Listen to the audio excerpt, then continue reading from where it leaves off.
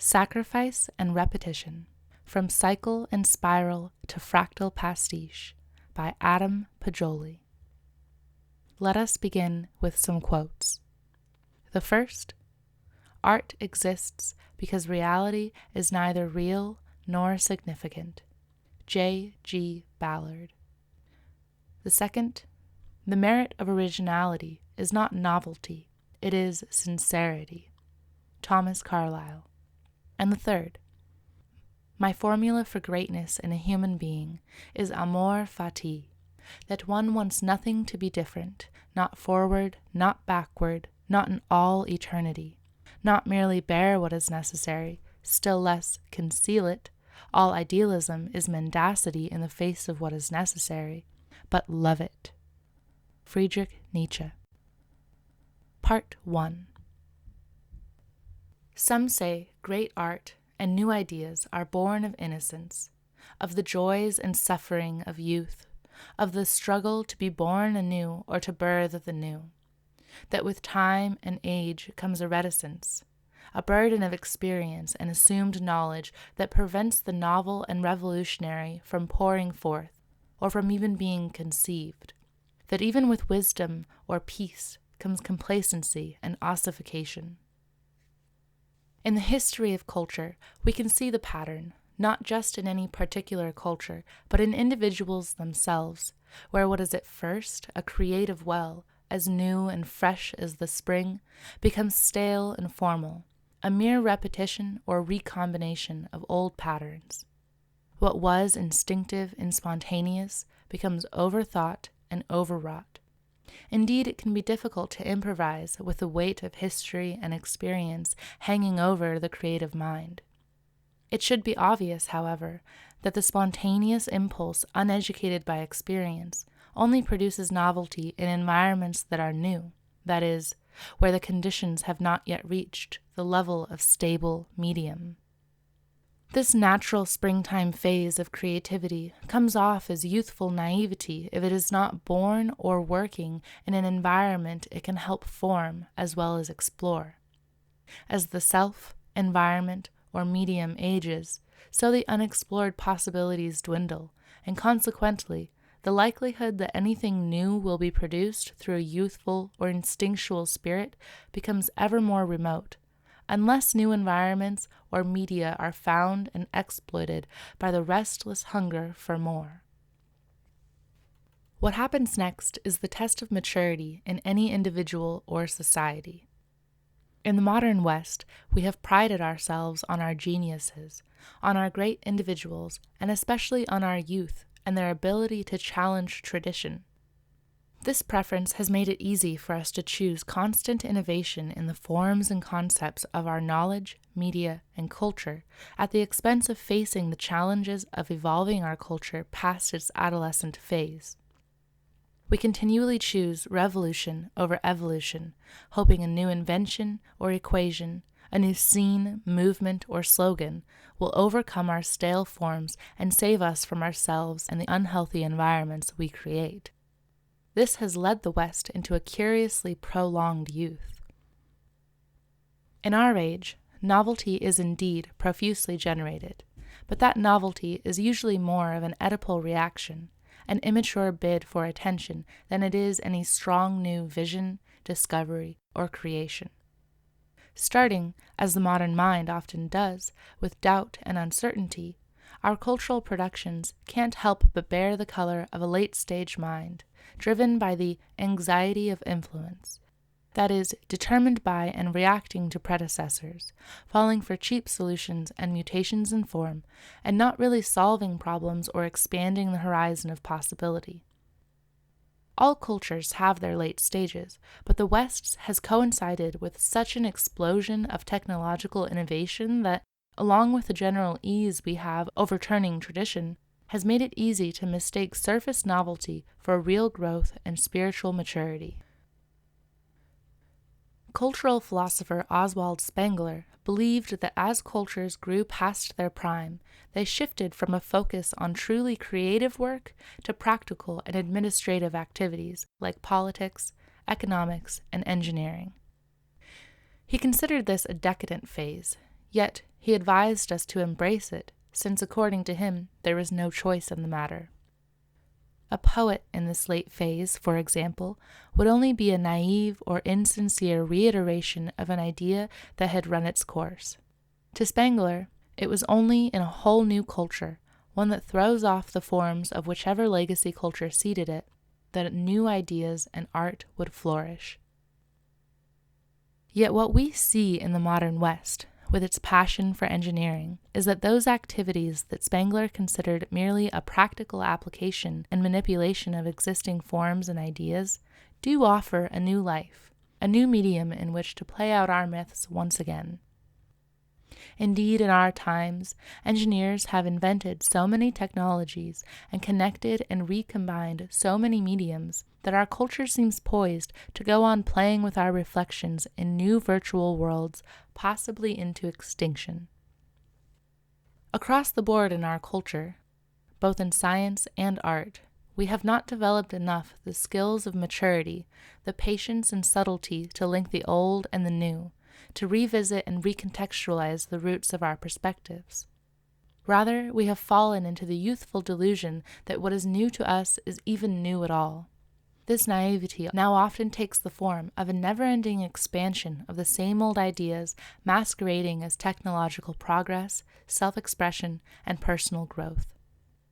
In contrast to this surface novelty, true knowledge, art, and spirituality by their very nature transcend the limits of the idiosyncratic, historically contingent, or merely personal, tied as these limits always are to the accidents of history and the opportunism that thrives on them through the ambitious person's anxiety of influence.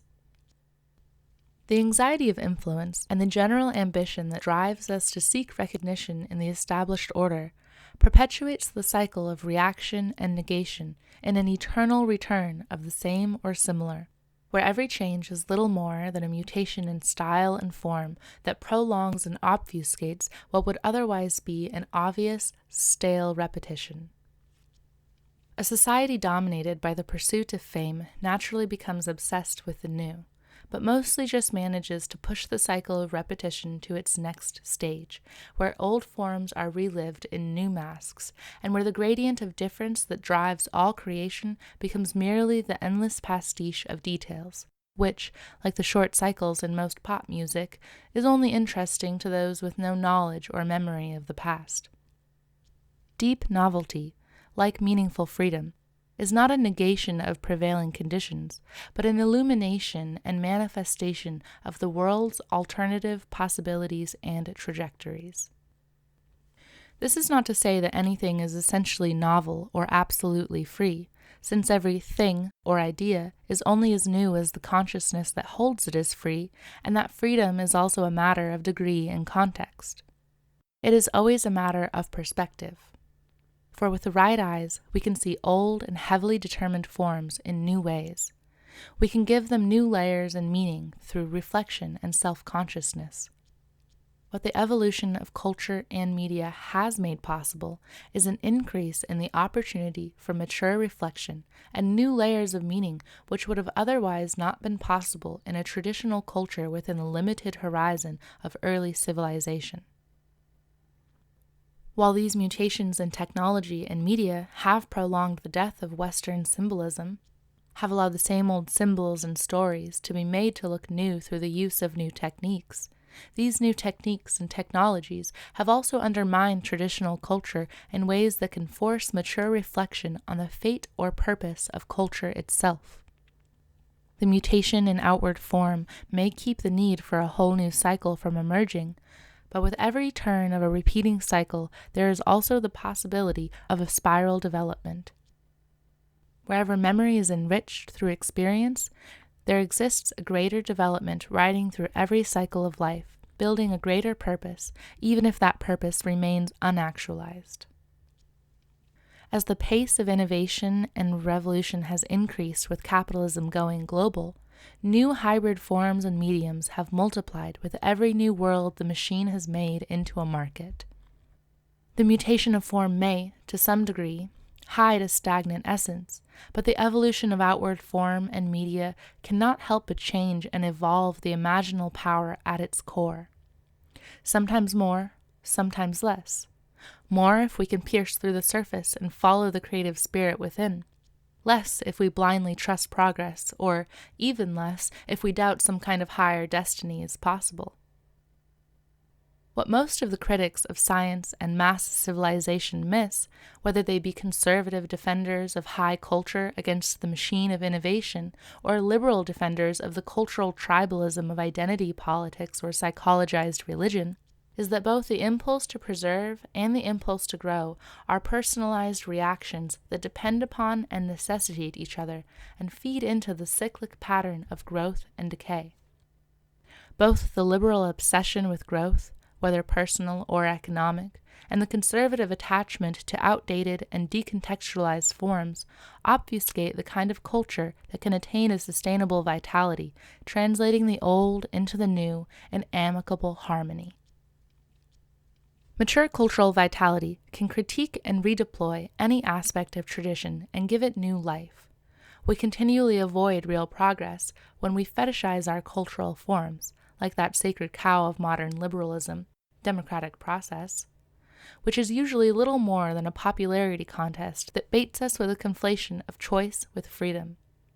Any meaningful freedom must also be knowledge and power, must also have the capacity and will to help foundational forms grow through critical reflection. Instead, most political positions merely ossify foundational principles in conservative idealization, or reject the past in an ignorant fetishizing of what appears progressive or new, or what usually results, since these two cultural forces are two sides of the same coin in liberal society. Some of us preserve tradition as beyond critique, while its errors live on under new names as we grope towards novelty.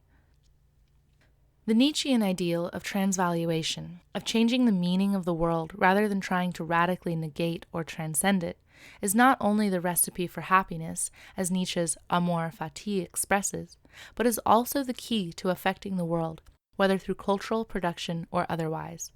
It really is the old paradox of Eastern philosophy, emerging in a more tantric form after its route out of the Upanishads through Schopenhauer to Nietzsche. We can achieve what we desire by overcoming restless desire. The higher freedom of increased capacity comes through a sacrifice. Meaningful freedom is creative power, the power to change the world and create new ones. It emerges not necessarily from any revolutionary form or idea, not necessarily out of either youthful enthusiasm or the wisdom of age. Whatever the age or medium, power and effective creation operate to the extent that one overrides or overcomes the frustrated will and its seeking after and reacting to external forms and objects. The full emergence of power comes especially with the transformation of the reactive man, who chases after or rebels against the phallus of the dominant order, or, in the case of some conservatives, the perception of a threatening new order, into a real Superman who transforms all orders and influences in the process of re-evaluation. This transvaluation, as Nietzsche called it, is a natural operation of awareness after it sees the futility of direct opposition, since opposed positions mirror each other. The only way to truly change anything is not to oppose it, but to find the connection between oppositions and redirect them, not into a synthesis determined by the old opposition, but into a new playing field determined by a capacity to imagine the endless possibilities always hovering over any thing or value.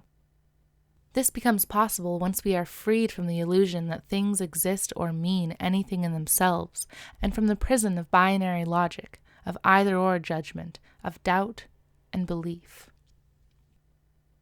Because the anxiety of influence becomes all the more important in late-stage culture, it also becomes easier to see and understand the principles of mature creativity during these late stages.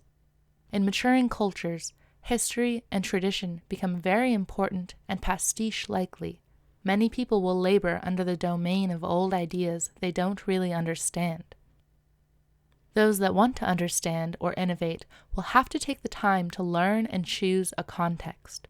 This will be difficult, and many will settle for spectacle and recombination, but some will make the effort to produce meaning. to find an illuminating context or narrative.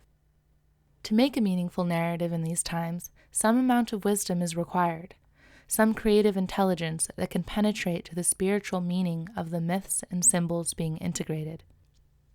It can pick up where older stories left off and develop them further, fill out their details with the insight of experience, with the overview of a perspective that has seen these stories play out in different contexts and can distill down their essences.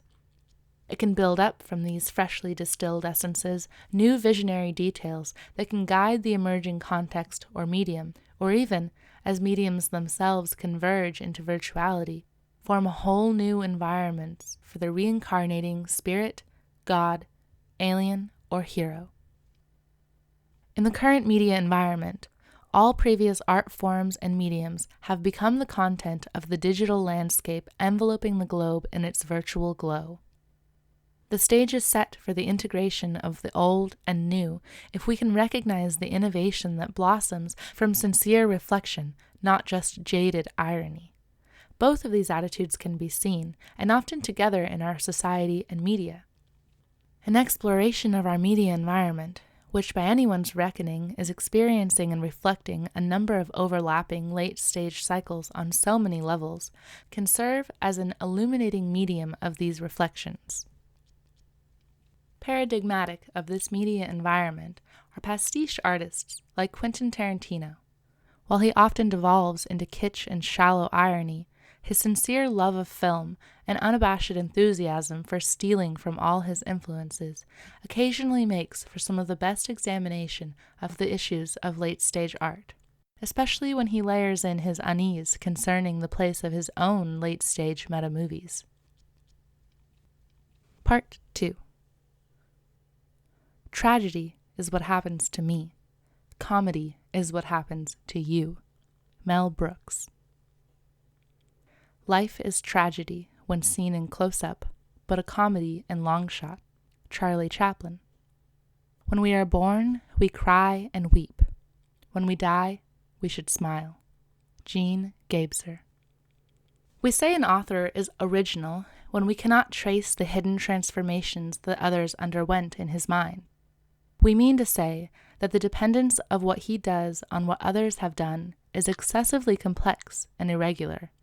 There are works in the likeness of others, and there are works that are the reverse of others, but there are also works of which the relation with earlier productions is so intricate that we become confused and attribute them to the direct intervention of the gods. Paul Valery. Once upon a time, or at least a time in Quentin Tarantino's mind, the Manson family killers are inspired to attack the house of an actor that Tarantino imagines living right next to Sharon Tate, rather than going to the house where Tate and her friends were murdered in our reality. In Tarantino's 2019 film, Once Upon a Time in Hollywood, the fictional actor, played by Leonardo DiCaprio, his wife, his friend, and his dog, brutally destroy their attackers, thus preventing the tragedy that some have marked as the end of the unique culture of the 1960s. While it is easy to read this on its basic level as a nostalgia or revenge film, it is also quite a revealing work from an artist struggling with a self-consciousness of time characteristic of many late-stage processes. But unlike the divinely inspired works described by Valery, Once Upon a Time does not fully digest or transcend its influences. It merely celebrates them. Tarantino does, however, show a desire for some kind of transcendence. He has claimed that great artists steal. They don't do homages. It seems he would like to achieve the kind of complex relationship with his predecessors that Valery describes. Tarantino even claims to steal from every movie ever made. While this is obviously a large exaggeration, it does bring up the question, if this was even possible, would it be a good thing? Before discussing Tarantino, his anxiety of influence, and the influence of media on us all, this question of integrating all influences should first be examined. James Joyce's late work comes to mind as an example of someone who could be said to have succeeded in, while not exactly incorporating all of Western literature, certainly making a good show of integrating lots of predecessors and influences. Beyond, or perhaps beneath, all the extravagances of style and form, Joyce's work still seems to seek, and arguably achieve, a kind of transcendence. He did this not by outdoing his predecessors. Harold Bloom argues his Aegon was with Shakespeare, who, let's face it, anyone would be hard-pressed to outdo in style and form, but by taking advantage of the complexity of our mature culture and the mature medium of literature. Joyce absorbed this rich repository of experience, both from his own life and the history of his culture, and out of that maturity created something profoundly reflective, not just self-reflective, but reflective on many explicit levels, a kind of fractal pastiche that suggests that the open-ended meaning of the poetic need not fall to the level of prosaic or closed literal meaning as it becomes concrete. Nor must meaning completely ossify as it becomes mature and self-reflective, but, like some fractals, it may elaborate and develop in any direction of analysis. Scientific analysis itself need not be abstracted away from the foundational metaphors that it denies in its deficient modes. Culture can instead develop its primordial metaphors through its self-reflective and self-reflexive stages into a porous pastiche of modes and disciplines, where knowledge is art and art knowledge. This kind of culture can result whenever we reflect on, coherently digest, and insightfully apply our influences. It need not necessitate a wide breadth of knowledge, but we should not dismiss this quality of broad knowledge and learning in late-stage art. Being unaware of what came before is the norm for most early-stage processes. Youth is catalyzed by relative ignorance. This can catalyze the rare natural genius to produce something important in late-stage cultures as well. But even in those cases, much of the genius's talent can be wasted in ignorant repetition of what has already been done. This is more obvious in science and theory, but it is true even in art. The strongly individual person can certainly inject even tired old forms with something new, whether they are aware of those precursors or not, but the individual can only get so far on their own. Late-stage processes are unavoidably tied up with collective issues and considerations. One can see this inscribed quite elegantly into the house system in astrology, where the early individual-centered stages give way to collective and universal considerations in later houses. While great music or poetry can theoretically take any form in any period, what makes something important in mature societies is the collective experience and meaning, the ways in which anything transforms or illuminates our perspectives and knowledge, as well as the immediate effect on individual experience and feeling that is important in any period. The personal experience is one thing. We may be quite moved by something not important to anyone else. This does not detract from its value or beauty, but larger contexts determine what becomes canon or what goes on to influence the way a culture sees the world. This is not essentially a point about art or even recorded culture in general, but about all thought and perception. The most important transformations in culture come not essentially or primarily from any genius or even visible culture itself. Science, art, politics, these are merely some of culture's most interesting signs, but they all emerge from the discourse and relations between every person and every mind, no matter how they are expressed, or even whether they are expressed in outward form at all. Questioning whether a culture producer is aware of all their precursors and influences or not is besides the point. What matters to the evolution of culture is whether its subjects merely consume it and passively recreate it, or whether they can become active creators of its meaning. Awareness of time and history is crucial. This is especially so as culture evolves and complexifies. It increasingly obfuscates the origins of its forms and makes understanding anything difficult without historical context. But this awareness of history and context will always be partial and displaced. There is no point in trying to master and transcend the whole field of any culture or discipline. A full awareness of all relevant contexts, influences, and precursors, even for a single narrow field of science or a single artistic medium, is even more impossible in our own late period.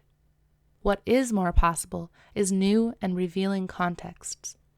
The loss of meaning inherent in the way forms drift out of their original context can motivate reevaluation and openness to other ideas and fields. Meaningful progress in any specialized discipline is dependent on knowledge and experience outside the discipline, and while specialization and complexity can lead to a loss of general understanding, for those that are willing to brave the often maligned frontier of producing coherence out of the tangle of conflicting and contradicting truths, the richness of possibility expands exponentially with the complexity. Ideally, this produces at least some feeling for the possible alternate lines of development, not only for the future of a field, but for what might have been had a broader network of knowledge or the right association been available at the time. One can certainly master a craft or any other repetition without external knowledge, but creativity and understanding depends on difference and contrast. This is always present to some degree, but is often stifled in late-stage specialization. An encyclopedic knowledge of only one science or art will only lead to a dead end and an anxiety of influence, precisely because narrow specialism gets trapped in surface details, even if it could claim exhaustive historical knowledge and comprehensive understanding. As forms and focus specialize, awareness and understanding must generalize, not into vague abstractions, but into the relations between forms, into the space of unthought ideas that invisibly rule those relations and whose eventual formation in culture will determine the evolution of future forms of consciousness. If awareness and understanding do not grow and follow a process past the early phase exploration of the medium or environment, and if they do not shift from their adolescent phase of concretizing relations to the reevaluation and application in larger contexts of the now concretized niche or form language, they will cease to play an active role in the life which they helped form. They will be left behind as their forms get picked up by new and broader contexts. It is evolving contexts and relations that matter at this point, more than any further evolution of medium or form. Evolution of form continues regardless, but if it is to be of use to the universalizing processes of the later stages, it must come from a reevaluation of the meaning of terms, not out of a desire for endless innovation or mere combinatory pastiche, or to avoid the death of stale forms, as in the biotechnical evolution of our species that patches up the holes in our biological form with crude technology rather than the tantric art of weaving together a coherent bioenergetic fabric. Anytime the hybridization and mutation of form starts to wear thin, as we have seen it recently do both in science and art, then the impulse for transcendence intuits the need for a meta-art or an interdisciplinary science, something that goes beyond by going between forms. While this focus on relation does transcend the previous mode with its linear expansion of already thought ideas into new styles or forms, the interdisciplinary and intertextual mode can also get stuck in the mere pastiche of already existing forms or in recursive self-referentiality. The impulse to transcend through integration and combination can merely carry on previous errors in new genetic combinations. As we well know from human relationships and biology, not every new combination is ideal, and though relation can force examination, it can also get stuck in endless loops of self-reflection. The best relationships help illuminate the limitations in their component parts, and can even help overcome the errors of the parent parts in a new generation. To further explore this rather abstract theme of late-stage art and integration, a return to discussions of specific media and artists might be wise. Filmmaker David Lynch, for example, is an artist keenly aware of the problems of his culture, and in his Twin Peaks, we get a complex series of shows and a film that hybridizes the cultural forms dominant when both TV iterations were made, all designed, seemingly, in his own kind of transcendental pastiche. But unlike a mere pastiche or parody of outward forms, Lynch was not doing homages or simple critiques. He reportedly was upset that the soap opera being watched by characters in the background was too much of a parody. He wanted it to be a sincere reflection, a kind of fractal or layered meta play on media. Neither was he trying to merely play intertextually with the cultural medium as it was, but reform it through a violent sacrifice, not only of a character, but of the melodramatic forms of TV that would otherwise turn the character's death into a cheap commodity. Not only that, but the Twin Peaks creator was using the dominant medium of the time to establish a new relation between the medium and its audience, to make them confront their desire for shallow TV violence and dark, gritty violence in the 2017 third season. He wanted to expose our own dark desires and the dominant cultural medium that was feeding them, and to transform our desires into an appreciation and understanding of darkness and tragedy and their role in bringing out the light. He does not make his art simply about art or about his vision of it. He does not merely comment on the world or media as it is, nor does he attempt to manipulate or convince us of what it means or should mean. Instead, he uses the medium to establish a new vision or relation, and perhaps a new trajectory for the dominant art form and consciousness of his time. Though he was not successful, his original vision was hijacked through conflict with studios and collaborators that wanted to turn it into either a parody or a sincere iteration of the genre forms he was trying to reinvent and revivify. He is not just creating meta-fiction or pastiche to establish a meta or outside relation to the forms of the medium. He is using the meta perspective common to mature mediums and artists to help bring balance and harmony to Hollywood and the culture at large. Lynch was keenly aware of the importance and dangers of Hollywood media, and with Twin Peaks, he was concerned in helping us understand the darkness and light in our powerful and dangerous electric media. In the end, however, Twin Peaks is still thoroughly dualistic. Lynch believes in a balance of darkness and light, and though he is at pains to show how they arise together and exist potentially in us all, the darkness is always a pure metaphysical evil, and the light a pure and sweet slice of wholesome pie. Twin Peaks deploys comedy amidst its dark violence, but it is used always as a light to contrast with the dark. Lynch's metaphysics may be about fundamental unity and dependence of opposites, and his symbolism is very ambiguous, but his ethics are not ambiguous, nor do they allow for any complexity. They are clear and purely dualistic. Even if his moral poles depend on each other, the idea of pure good and pure evil remain. In contrast, Once Upon a Time in Hollywood shows its creator, Quentin Tarantino, as is usual for him, famously blurring the lines of all morality and, as usual, uninterested in any metaphysical ideas, but also becoming more conscious of the messaging of his films.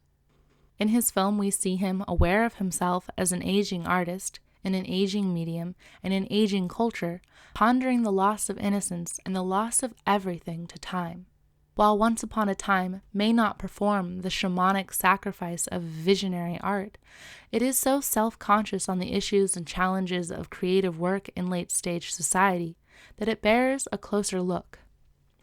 One reason being that the 60s are a perfect time setting for this meditation on maturity.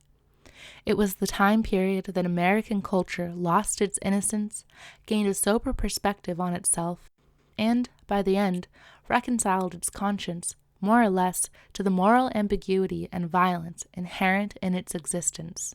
Likewise, Once Upon a Time is about coming into sober, late-stage maturity, which presses us all with an awareness of our individual limitations. While it does, like most of Tarantino's films, revel in the spectacle and artifice of cinema, it does so not to escape reality or preserve naive innocence, but to confront our violent reality and make of it art. And it wants us to appreciate the power of art, especially the essential arts of our time, film and television, or screen media as they have now become, in their own late stage as mature artistic mediums, which can only maintain their vigor if they become self-aware, as we all must do to evolve with time. For much of Tarantino's work, reality may be violent or ugly, but he wants us to take a comic view of the world's violence and suffering, to step back far enough from identification that the violent world becomes a comic play. While the dangers of making light of violence are worth considering, there is a difference between trivializing or glamorizing violence and using it to invoke the transcendence of suffering that is the goal of many myths.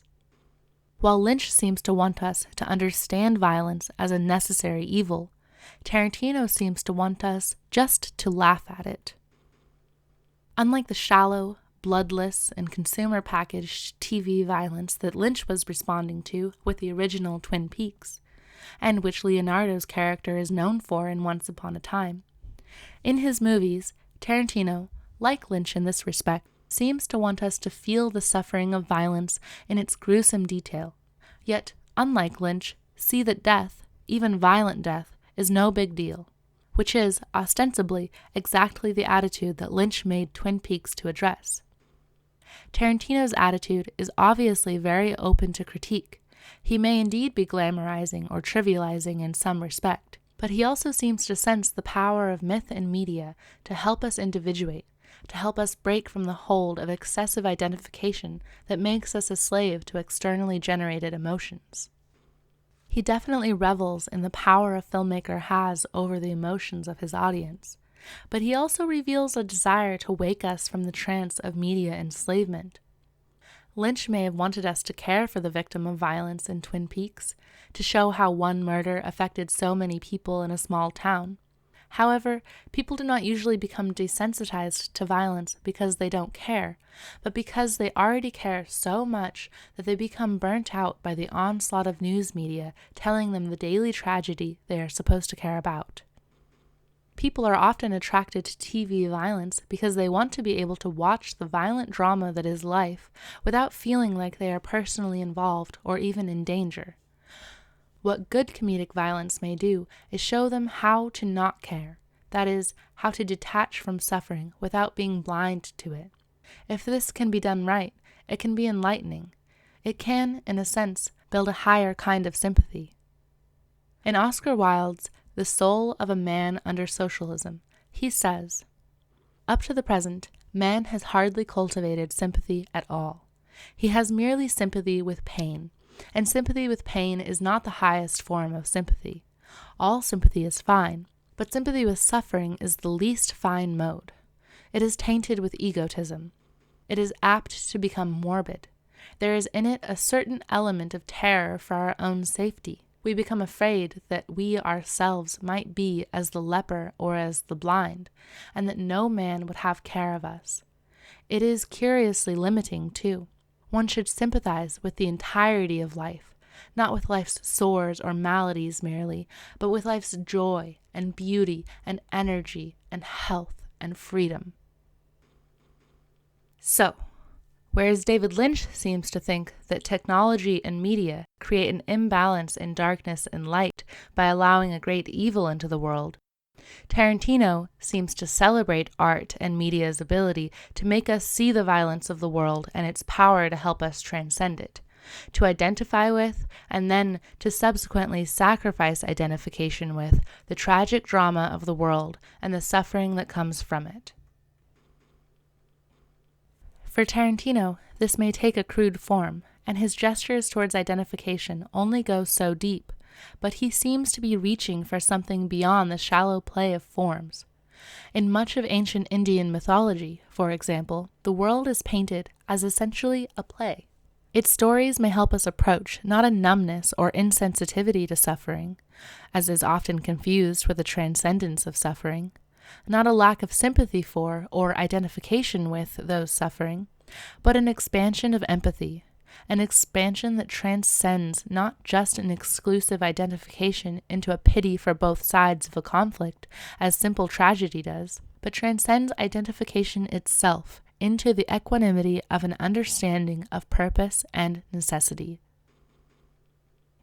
In the Bhagavad Gita, Arjuna learns from Krishna neither to avoid the violence inherent in life, especially life lived in the current late age, the so-called Kali Yuga, a 432,000-year period usually dated to begin around the time of the story, nor is he to fall for the illusion that violence really ends or radically changes anything. While comedic violence is often shallow and desensitizing, comedy that successfully integrates tragedy is not tragedy's opposite. That is, it does not merely create psychological distance by negating the production of empathy that is tragedy's highest power, but fulfills both movements in a mature embrace of the soulful, tragic detail and the comedic release of spiritual expansion. In Once Upon a Time, one can see the impulse for integration. One certainly sees the tragedy of limitations, the loss of talent to age, the loss of friendship to changing circumstances, and the tainting of freedom and love with the realities of vice and violence. But rather than wallow in pity or blame, the protagonists, and ultimately the film, find the good in their lot and negate the bad so violently that we cannot help but laugh. Laughing at violence can seem like a guilty pleasure, but physical comedy works because we have an innate desire to make light of suffering and death, to see that death is not a negation of life or an ultimate negation of anything, but perhaps indeed a symbolic act of transformation. Though there is no shortage of dangers along this slippery slope of disidentification from suffering, critics have linked Eastern spirituality's popularity among fascist Japanese and Nazi warrior culture to Eastern teachings of detachment and the way those skills of disidentification were taught to soldiers to ease their conscience and trauma during war. But just as mere negation and avoidance of attachment is a shallow misappropriation of spiritual discipline, so the relegation of comedy to low-stakes drama or to the process of othering someone through ridicule are also shallow misunderstandings of its value. Integrating the comedic and tragic, however, is no easy task. Key to every integration is understanding the role of sacrifice. Integration is an often problematic concept and process precisely because too much of what is being integrated gets lost or sacrificed for the good of what is claimed to be the whole. Determining exactly how and what to negate in order to break out of the circle of reactive forces defined by opposition and struggle is one of the most important questions modeled by narratives.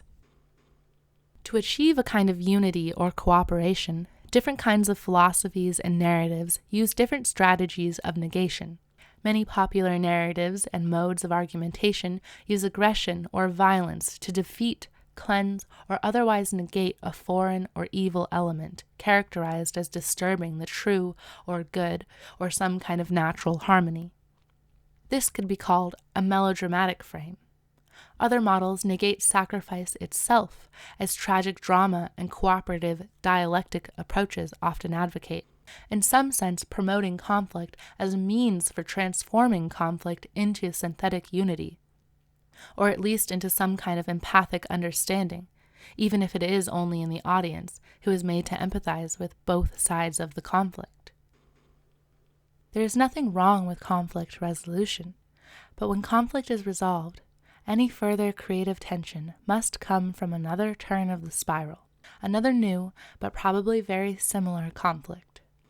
Empathy is all well and good, but without some kind of transcendence, some kind of perspective beyond the binary logic that rules any and every opposition, something that can lead opposition into a more open field of possibilities, one learns nothing.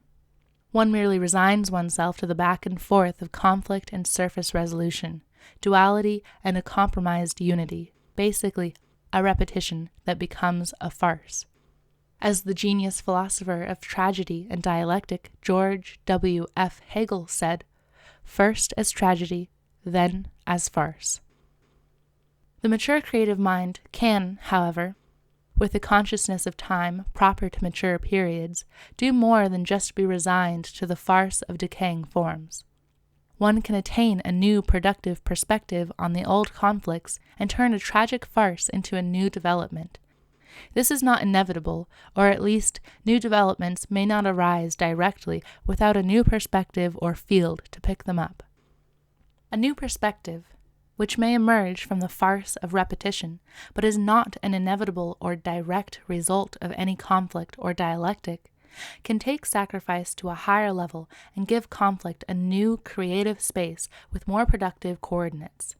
This necessitates a sacrifice of all previous values, not a sacrifice of sacrifice, but an integration that radically transforms the meaning of all previous elements, as well as the nature of the conflict. In Once Upon a Time, Tarantino seems to be trying to do something like this.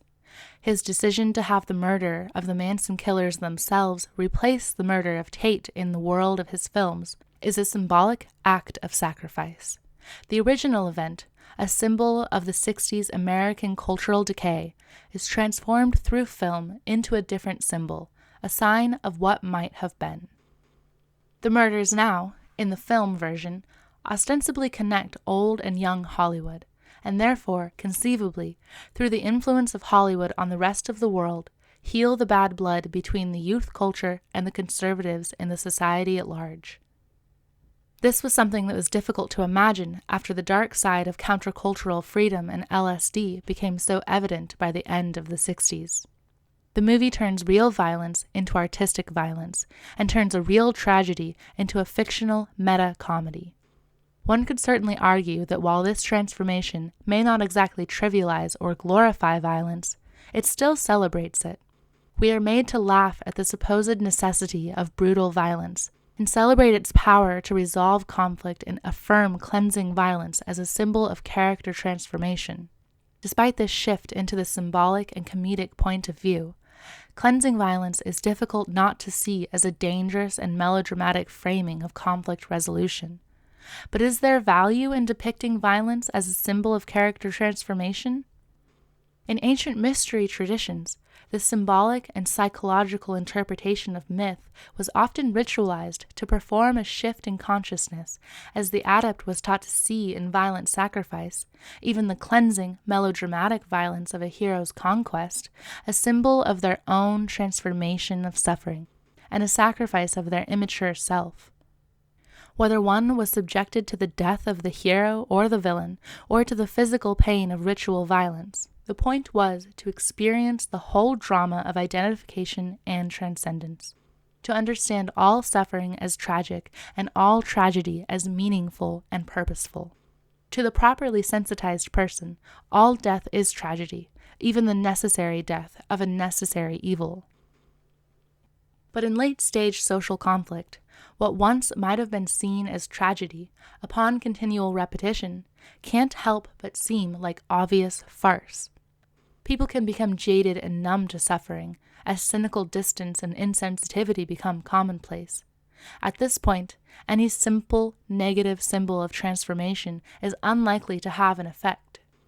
There is no larger coherent whole or communal meaning to sacrifice the ego to, no model of maturity that needs only a symbolic sacrifice or rite of passage to invoke.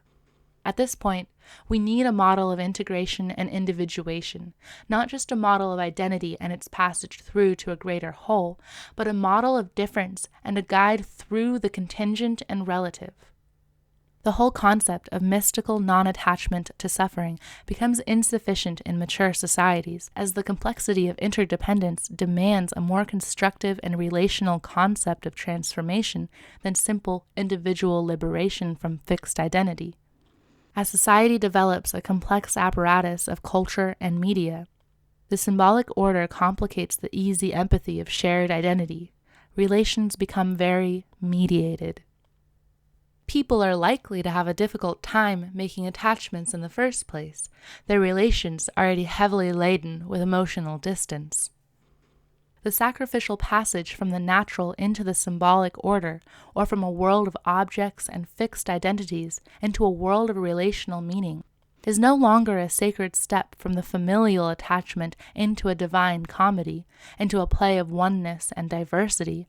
Not likely is the passage to maturity now ever much of an expansion of identity at all, but a traumatic reduction, or castration, as they say in psychoanalysis, from a fragmented whole to a fractured self.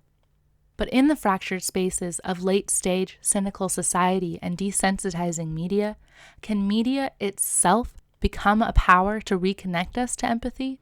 Probably not in the way David Lynch had hoped for with Twin Peaks. Probably not without embracing and redirecting our mature capacity for mediation. for directing our empathic emotions with the power of individual thought. Lynch thinks we need to see the darkness as a way of teaching us to appreciate the light. But his vision of balance is consistent with his traditional metaphysics.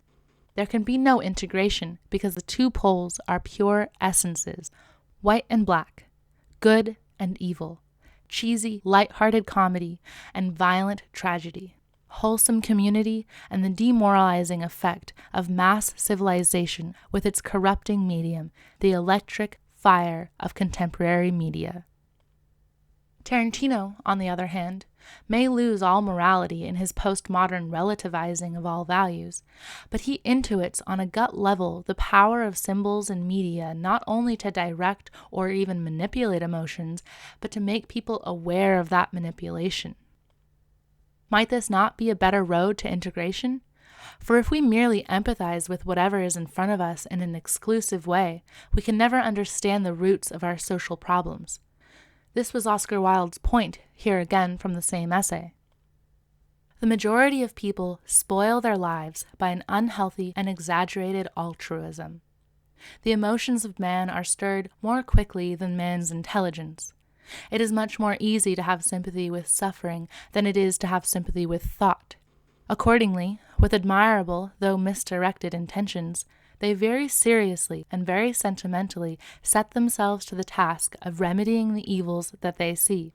But their remedies do not cure the disease, they merely prolong it. Indeed, their remedies are part of the disease.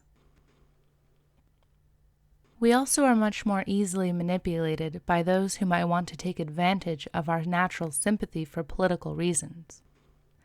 So while meta and postmodern art and media may often degenerate into recursive self-reference, the greatest power of media in this age is in its ability to help us create our own sympathies through critical reflection, not just be ironically aware of the artifice and social construction of narrative, but conscious of the possibilities, for good and for ill, as well as the metaphysical necessity of symbolic mediation.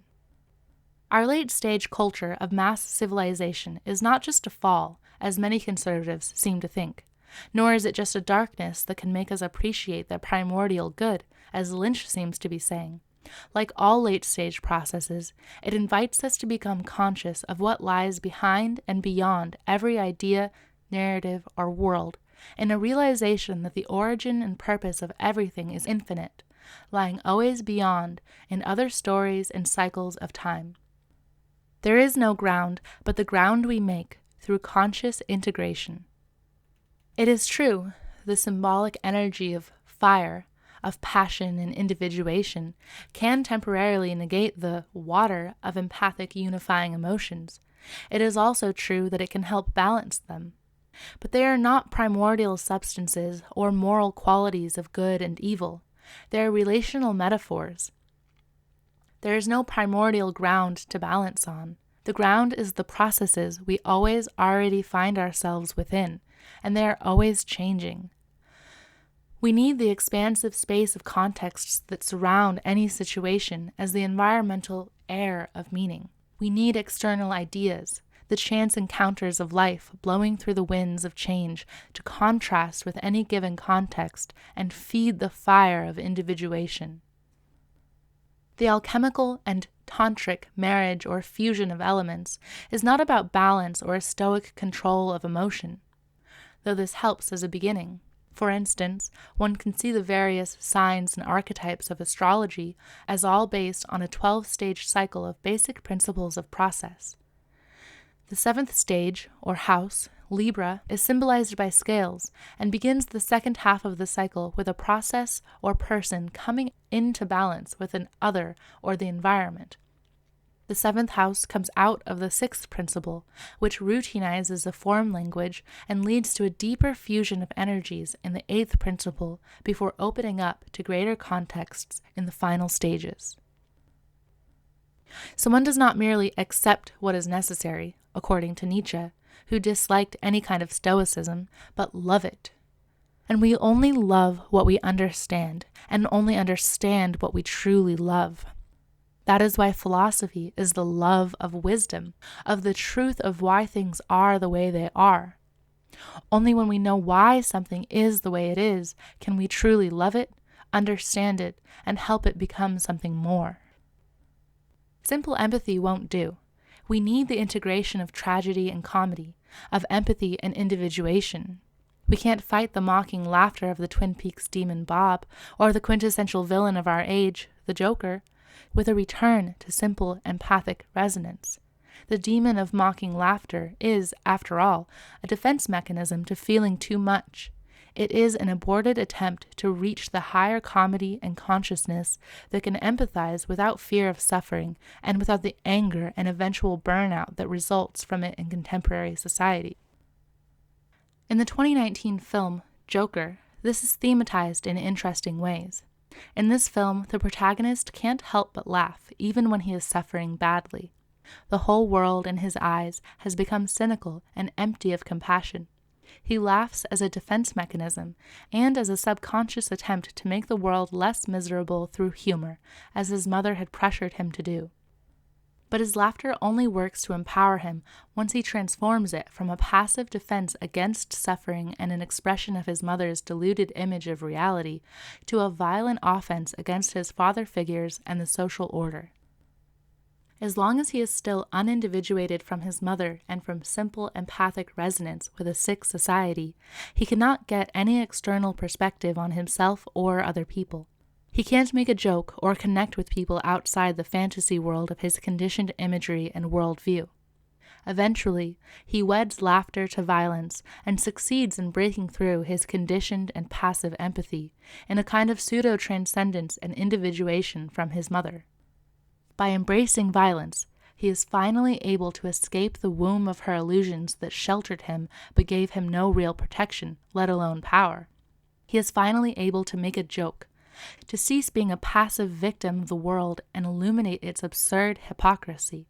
Yet, we do not celebrate his transformation, nor do I identify with him. In fact, his disidentification process does not become true individuation. He merely achieves an insane detachment. His power and revolution against the social order are aimless and destructive. Like the Joker says of himself in The Dark Knight, he is like a dog chasing his tail that wouldn't know what to do with it if he caught it. In fact, as is common with traumatized detachment, he does not escape his mother's will at all. He still continues her injunction to try and make people laugh, but he adds to this the actual power of comedic violence, which he learns as he realizes he is the butt of his father figure's joke. In a powerful and disturbing scene where he murders his mother, he utters this line, "I used to think that my life was a tragedy, but now I realize it's a fucking comedy." In psychoanalytic theory, the mother is often associated with immature, unconscious identification itself, which is consequently associated with the imaginary realm of myth and image, a realm that is violently rent by the cut introduced by the father's symbolic order. It has been variably said that life is a tragedy to those who feel and a comedy to those who think. The Joker character's shift to the father's symbolic order through a literal sacrifice of the mother is a violent representation of how wrong the impulse to differentiate can go. Instead of symbolically sacrificing his unconscious attachments to his parents, he takes this impulse literally. He cannot abstract through the symbolic order. He must make the cut concretely, with actual violence. He does not succeed in killing the man he thinks might be his father, but his true father figure, his role model in comedy, becomes his essential victim in the father's symbolic order. He achieves the killing joke, the power to transcend circumstances and render them a farce, by integrating his mother's power of illusion and his father figure's comedic violence. But the Joker is merely a farce himself, a parody of the critical distance that comes through independent thought, through creative power in the symbolic order of meaning, through the kind of personal individuation that can relate as well as create. This may seem like reading too much into some rather simple films, but making the most out of our art and our lot is precisely what is needed for real change to happen. Constructive critique and creative extrapolation is the mature and sustainable form of negation. We try to get around the inherent violence and sacrifice of personal freedom that is inevitable in complex society by appealing to democratic ideals and a sanitization of violence. We are mesmerized by the allure of generic platitudes and cartoon enemies that distract us from understanding each other and the system we are creating with our conflict. The creative form of sacrifice affirms comedy and critique, done not with the reactive mind that wants to and believes it can destroy anything, but the creative mind that has absorbed the tragic lessons of time and experience, and thereby attained an understanding of limitations and the hubris of abstract ideals. The creative mind is motivated by this to sacrifice reactive forces not by destroying them or negating them absolutely, but by making them capable of a more productive arrangement, that is, capable of open system integration. It may also seem as if the violence in these films are didactically siding with one side of our cultural conflict or otherwise not offering any new insights. But again, a more productive reading is possible. In Once Upon a Time, for instance, if there is any line to be drawn in the film between sides of a cultural war, it isn't square versus hip or old versus young or new. The devil's business of the Manson family that the film sets up as the excuse for the heroes to violently negate their own pity and blame is not portrayed as an evil, but as a pitiful joke. We see the Mansons commit little violence. On the contrary, they are portrayed as too weak to even go through with the murders. But they are not merely ridiculed. They are clearly symbols. We are not so much compelled to celebrate their defeat, but neither do we merely laugh at them as a satire of a completely foreign or rejected element. Instead, we laugh at the violent transformation of what they represent, the dark side of youthful idealism itself, the idealism that turns from active to weak and reactive when it confronts the truths of its limitations. Or perhaps, as the Nietzsche quote also points out, idealism is always insincere in the face of what is necessary, so limitation only brings out what was incipient in youthful idealism all along. Ambition becomes resentment when limitations are realized. The Manson murderers are used by Tarantino as symbols of the immature clinging to regret and resentment that the protagonists themselves are struggling to overcome. When youth reaches its moment of reckoning, when it should become mature in the face of its limitations, but instead turns to pity and blame, it is, in effect, failing to find freedom in the creative, failing to rise above the cyclical patterns of reaction and into the intricate and immortal pastiche that Valerie is attempting to describe in the quote above. Idealism that cannot adjust to circumstances and context is not so much a problem in youth, when passion thrives more on the thrill of the chase than it does on the sustainability of its objects, or in youthful cultures when the dialectic between sides of a conflict still thrives off of extreme transitions and violent oppositions. But sooner or later, passion becomes pathetic. It becomes a violent reaction to its impotence if it cannot adjust itself to the divine violence of creativity. The violence of the reactive person becomes most obvious and literal when they believe they can affect meaningful change with physical violence. The Manson killers choose the film's male protagonists as their target in the film's climax because the cowboy actors symbolized the paternal generation that the Mansons claim taught them violence through screen media. Tarantino's Mansons think they can strike a blow to the paternal order and all its violence by killing one of its cultural symbols. But that is the fallacy of all immature passion, that power over an object or person is the same as power in the creative and symbolic order of meaning. True power isn't wrested from the phallus of the father or the old order through direct struggle, just as true love isn't gained through conquest or possession, even if the struggle between opposites may be the womb from which love and new life emerge. Passion needs to be transformed into compassion, which Joseph Campbell used to say was the core of every hero's journey. Compassion, though, isn't simply about taming the wildness of youth into acceptance of reality and otherness. To return to the Nietzsche quote, he says, "We must not want things to be different." But he does not ask us to merely accept, but to love what is necessary. What does he mean? What exactly is necessary to the philosopher of radical contingency and the Übermensch as creator of truth? Well, in a word, everything. That is, everything that already exists must first be accepted and understood as necessary for reasons that are never complete or comprehensive. If one tries to negate something that already exists without understanding, redirecting, or redefining the reasons it exists, one does not negate the force it is an expression of. One may kill or punish someone that represents or embodies a larger order, but the idea will live on and find new form or expression. To change the greater order, one must create that new expression. To really overturn the force or idea, one must make that new form or expression a real creative advancement. The mature symbolic violence of effective creation does not, like propaganda or political art, merely persuade us over to one side of a conflict while negating the other. It creates new points of view to replace and re-embody the old. By recognizing that all things have a purpose and place, it sacrifices the futile crusade of trying to change how things are, or of becoming an absolute origin or cause of anything, or absolute destroyer of anything. One must not want things to be different, because one cannot make things different. One can only make a difference. The key difference being a recognition that the struggle to be someone, to change things, to attain an identity in the world as it is a youthful and often violent folly. As Marshall McLuhan would say, all forms of violence are a search for identity.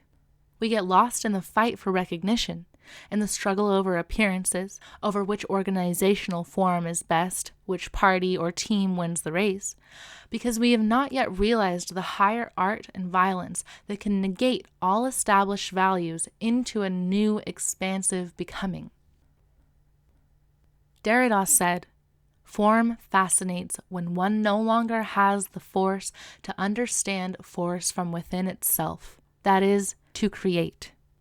In youth, we long to be at the center of power and struggle to seize that power, imagining it can be obtained with the right position in the structure or the right structure that fits our values.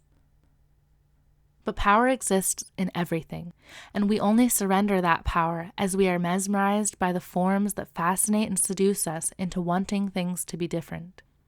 We make them different without the projection of restless desire, by breaking the hold things have over us, by no longer struggling over the form as it is, but by understanding that the world is actively being constituted by us all.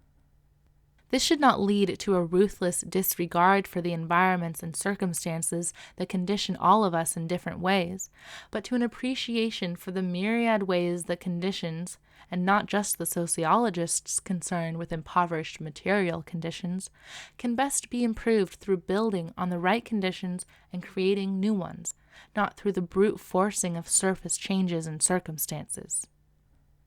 Transforming physical violence into the symbolic violence of persuasion and propaganda is insufficient, because even if one changes the world temporarily through aggressive persuasion, sooner or later a better argument will come along and mesmerize along different lines.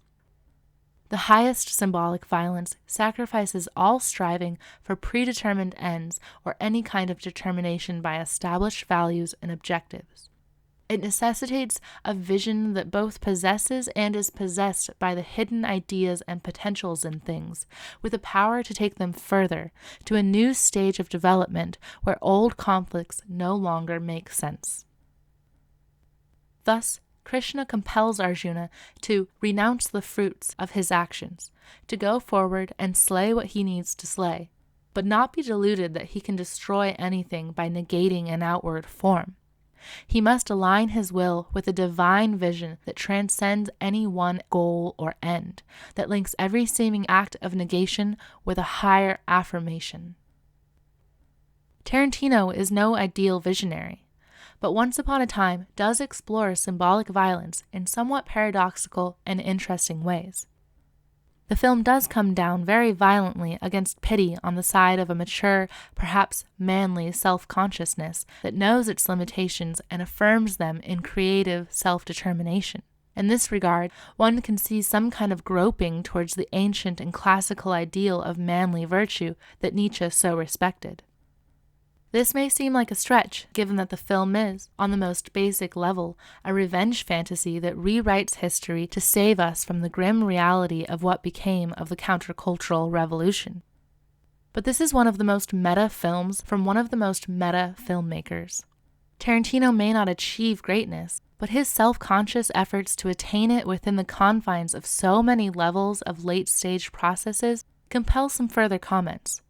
For instance, he has suggested that he wants to retire while his films are still good, and this concern with legacy and declining potency saturates the film. While the young and flawless Sharon Tate is portrayed as being at the height of her brilliance, with little self-consciousness beyond her awareness of and delight in herself as a celebrity icon, our aging male protagonists ponder their waning powers. But they do not run from self-critique into bitterness and blame. They do not fall for the hippie seduction as it is framed by the film. Youth is pure and beautiful, but it can hide a darkness that is just around the corner. In the Sharon Tate of the film, we see Tarantino's vision of the ideal youth.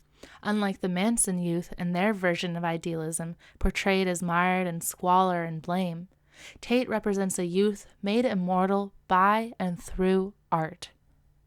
With his early introduction of the Manson family and Polanski's into the film, anyone that knows the history knows where this is going more or less, with allowances for a Tarantino twist. We know it's going to get dark, but we don't know when, and he plays with that expectation naturally. At one point, we are led to wonder if the old man who was central to the old Hollywood the protagonists remember has been murdered by the young hippies, only to find out, no, he has let himself be seduced and is willingly wallowing in a dirty darkness that nonetheless muddles any clear concept of freedom. At least that is how we are led to see it through Tarantino's camera and our protagonist's eyes. We wonder if the hippie version of freedom is not really a dangerous seduction. But the male protagonists are by no means morally hardened conservative masculinists. They seem to be trying to integrate with the creative side of the counterculture. It may be more accurate to read the central conflict of the film to be between the reactive and creative elements of culture itself, rather than any strict liberal conservative divide. To read that divide politically, one may say that the creative element tends to shy away from political power, since party politics is difficult not to frame as a battle of reactive forces. Not that these lines are clear. In the 60s culture, there was definitely only a blurry line between those intent on changing the world through politics, a literal counter-culture, and those doing it through art and the expansion of consciousness, creating an alternative culture. But there was a difference nonetheless. Is Tarantino siding against the politically correct left and its roots in the reactive remnants of the 60s counterculture? The film seems to suggest this. Media scholar Gregory Desailly has argued that though Tarantino's films often lack the clear lines of good versus evil that you usually get in traditional melodrama, they still self-consciously exploit our desire for cathartic violence. Sometimes this is done for comedic effect, for shock value, often using quick, unexpected shifts in tone to extreme violence. It could be argued, though, that Tarantino often shows both the humanity and inhumanity of a character before he exposes us to the cleansing violence that both satiates our desire for revenge against evil people and exposes that desire as gratuitous. His film *Inglourious Basterds* one could read as a meta-commentary on how dramatic violence is used by film to shape consciousness. With the subject matter of Nazi propaganda and its structure as a revenge film about Jews killing Nazis and changing history in a film theater, the very venue where one could argue they have indeed gotten their revenge, he seemed to be discovering that higher possibility of meta-media forging consciousness of our own mediated reality. Unfortunately, in some of his films, Tarantino's use of violence to manipulate and titillate audience emotions dominates. It is obvious that he loves violence sometimes more than he loves film. Though in Once Upon a Time, he seems to be again pondering just to what end that violence functions. Are his critics right? Should he be more conscious of the subtle messaging of the violence in his films, as opposed to his usual naive excuse that the violence is just entertainment? Or is their critique just another form of violence? Is it a symbolic violence against his art? An idealism gone wrong? An idealism that can spawn its own kind of real-world violence, as it does in the world of his film? The film seems to suggest this as well, and though this may have been just a cheap shot at his critics, not worthy of a discussion of high art, it reflects important points of contention in our culture. At the film's conclusion, we may even wonder what the new timeline has in store for us. Will Polanski, representing the new Hollywood, make friends with conservatives? Will he avoid his fate of falling into moral depravity with an underage girl, thereby symbolizing a wholesome integration of young and old, conservative and liberal, unlike the slide into divisive moralism and identity politics that we have witnessed and that Tarantino no doubt had in mind while making this film? Is this melodramatic wish fulfillment or a violent symbol? A thinly guised critique of his critics, or a call to forge a new path for our culture and its art? Perhaps both. Like many myths and propaganda, violence is used to solidify one side of a conflict over another. But the side denigrated here, as in Inglourious Basterds, isn't so much a clear external evil as it is a self-conscious constructed scapegoat. Inglourious Basterds suggests how we have used Hollywood to create the culture of the post-war world, with Nazis as the scapegoat, the evil specter of fascism that we fight to keep at bay.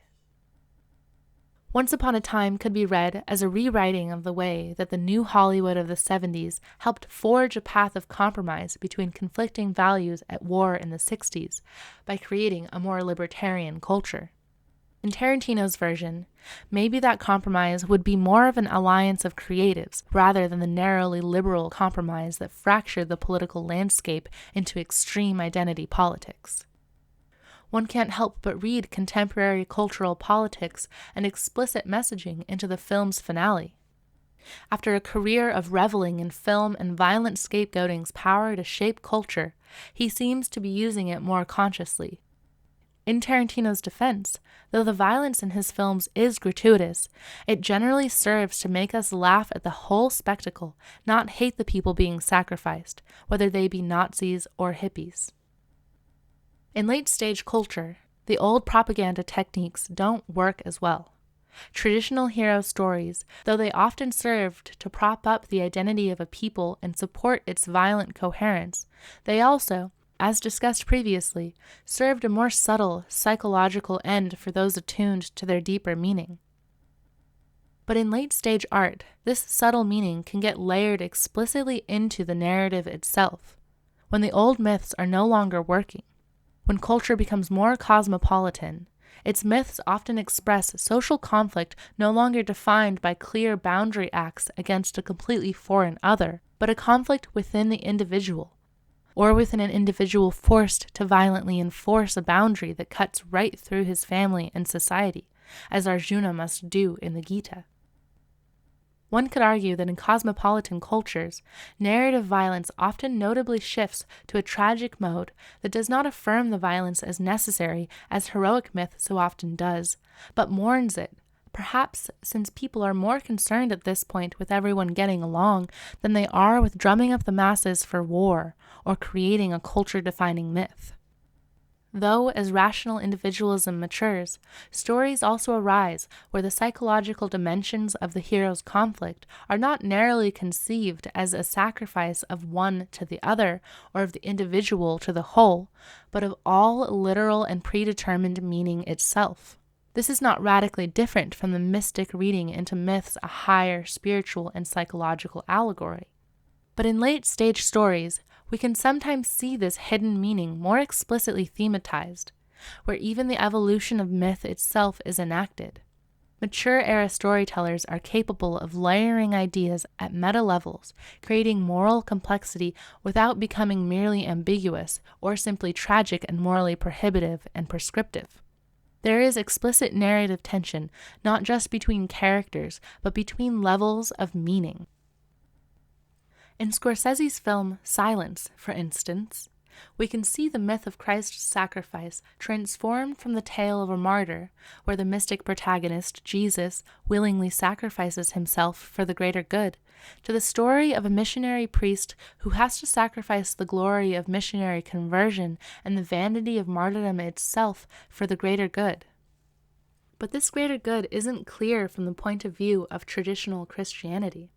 The priest protagonist has to surrender an attachment to the literal model of Christ, has to actually renounce it, in order to achieve the spirit of Christ's sacrifice. To achieve the spirit of the ideal, he must learn to let go of its literalism. He is forced by the complexities of multicultural conflict to make a more subtle sacrifice and evolve the myth itself. Similarly, in the fascinating final season of the series entitled The Leftovers, the protagonist must sacrifice not just his pride, but his central and seemingly holy role in a heroic myth that brings some kind of meaning to the people longing for it in desperate times. By doing so, many people suffer the pain of no longer having a higher meaning for their lives. But by doing so, he and others are forced to create meaning for themselves that, though it robs them of heroic glory and dependable meaning, nonetheless makes them all heroes in the more subtle art of connecting with each other. In classic tragedy, even when the character fails to find solutions, there do arise new lessons and guidelines, even if they are not spelled out or rationalized. But as the rational itself has evolved, it has become necessary for it to combine with myth and metaphor, not merely being a parasitic supplement to the truly creative. The myth and the image need not be negated or sterilized by the conceptual or symbolic order that various theories have proclaimed as the inevitable process of development. For instance, one could argue that unlike Joker, the classic film Apocalypse Now uses violence to dramatize a successful individuation process. The hero Willard, played by Martin Sheen, sacrifices Kurtz, played by Marlon Brando, not with his gun, a symbol of his social order, but with a machete, which is intercut with a scene of a ritual bull sacrifice. With this sacrifice, he is not siding with the social order against an out-of-control primal order of nature, but integrating the cultural and natural orders in his own individuation process, which sees the excess of both orders and redefines them in himself. Sacrifice need not be framed as a complete repression or annihilation of any side, as it is in melodrama, nor a reactive and reductive attempt at integration, as in The Joker, nor as a simple curbing of excess, but rather a process of transvaluation that does not cut off the extremes of opposition into some neutral or neutered compromise, but redirects both orders to the ends of the individuated person. This individuated person no longer serves any order, or any confused blend of the natural and symbolic orders, but perhaps an order created by his will. Unlike the ego hero of some traditional myths, however, his will does not serve his mythical ego image, nor his symbolic social obligations, but becomes a creator that can guide both orders. This creative order of freedom is always at work in the two earlier stages of production. In the first order, we have simple, asexual reproduction dominating, consumption, replication, and the repetition of the one at the expense of the other. Though even there, in the drama of the one over the other, the outer form of domination belies the higher orders, whereby the dominated infects and undermines the dominant, and evolution creeps in through the gap introduced by time and the symbolic drift that always accompanies it. In the second level, we have sexual reproduction, and a social order becoming more dominant, dialectic emerging explicitly, and the drama of the one and the other producing novelty through subjection to the relation. And here the child of duality also brings in a novel creative element, a new force not present in the parents, nor derived directly from them. This element emerging from the relation of the opposed terms becomes explicit in a kind of third level, when the sacrifice is no longer of the one to the other, as in the first level, or both one and the other to the quasi-transcendent child of duality, as in the second, or dialectical level, but rather a sacrifice of the illusion of complete negation, or transcendence itself, to a vision of the continuity of relations behind every oppositional abyss. At this third, immanent or tantric level, the gap introduced by time and the symbolic order is brought into phase with the continuity of the creative. Conflict is not resolved, but transformed and relayed into new possibilities that are sustainable and productive of new creative differences. Difference is not resolved into unity, conflict not sacrificed into peace, but sustained and cultivated. Sacrifice is only of the differences that least contribute to further creative differentiation, only of forms that cannot adapt to the evolution of the creative element they only contingently express. The fact that this creative level is seldom achieved or recognized and made explicit, since it is always functioning more or less implicitly, and development often proceeds as a kind of subjection of the early stages to later stages, may just account for the difficulty we have achieving maturity, whether psychological or social. In Apocalypse Now, Kurtz was part of the paternal social order, and highly placed within it. He reverts to primal barbarism when he sees civilization's absurdities and hypocrisies. But he becomes a caricature of both orders as he deploys savage barbarism to secure the ends of the military's civilized barbarism. He unrepresses the savagery, but does not eschew the trappings of identity and purpose that the civilized order of the military have defined for him. He remains Colonel Kurtz, and keeps on killing enemies of the military, even if he is no longer taking direct orders. Willard, on the other hand, uses his social role and his savage instinct to bring order to the land as a true, sovereign, and higher man should. Our attempts at civilizing violence and the libido so often necessitate a return of the repressed because the social order cannot, by itself, change anything, only recode, stifle, and, well, repress. As a function of the creative, however, a symbolic order of relations can connect a natural order to an order that can transform every death into a new and more sustainable life. Willard's sacrifice of Kurtz is not an annihilation of an evil other, which never really works, nothing can ever really be destroyed, but a symbolic assimilation and transformation. Willard assimilates Kurtz, but does not repeat his errors. He does not take his place as a power-seeking king. Both the jungle, the natural order, and the military, the social order, wanted Kurtz dead. But Willard kills him to bring balance to both orders and become liberated from both. Willard is not killing the symbol of any order or forcing the defeat of any principle. Kurtz wants Willard to kill him. He knows he has gone too far, that he has lost touch with his humanity, but he also wants Willard to individuate, to cease being an errand boy for the military, and perhaps integrate and redefine both orders in himself in a way Kurtz was unable to do. The journey the film chronicles has changed Willard and potentially us as well. We have traveled with him and his crew, tragically mourning every death.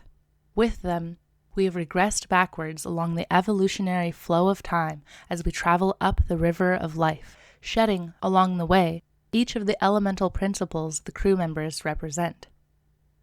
First the young boy, clean, air, then chief, earth, then chef, fire, until only Lance, the surfer, remains with our proxy Willard as we face Kurtz, the ruler over the primordial waters of the dark abyss. But with Willard we are able to learn from tragedy, not just be resigned to the cycle of myth and suffering and the exclusive oppositions that Dennis Hopper's journalist character calls dialectic logic. In contrast to what Hopper says about emotions being mutually exclusive, you either love someone or you hate them, Willard does not love or hate Kurtz. He indeed empathizes with him. But after taking the watery, empathic element to the primordial depths, we see in Kurtz that we are left with only the horror of infinite suffering that is the struggle of life.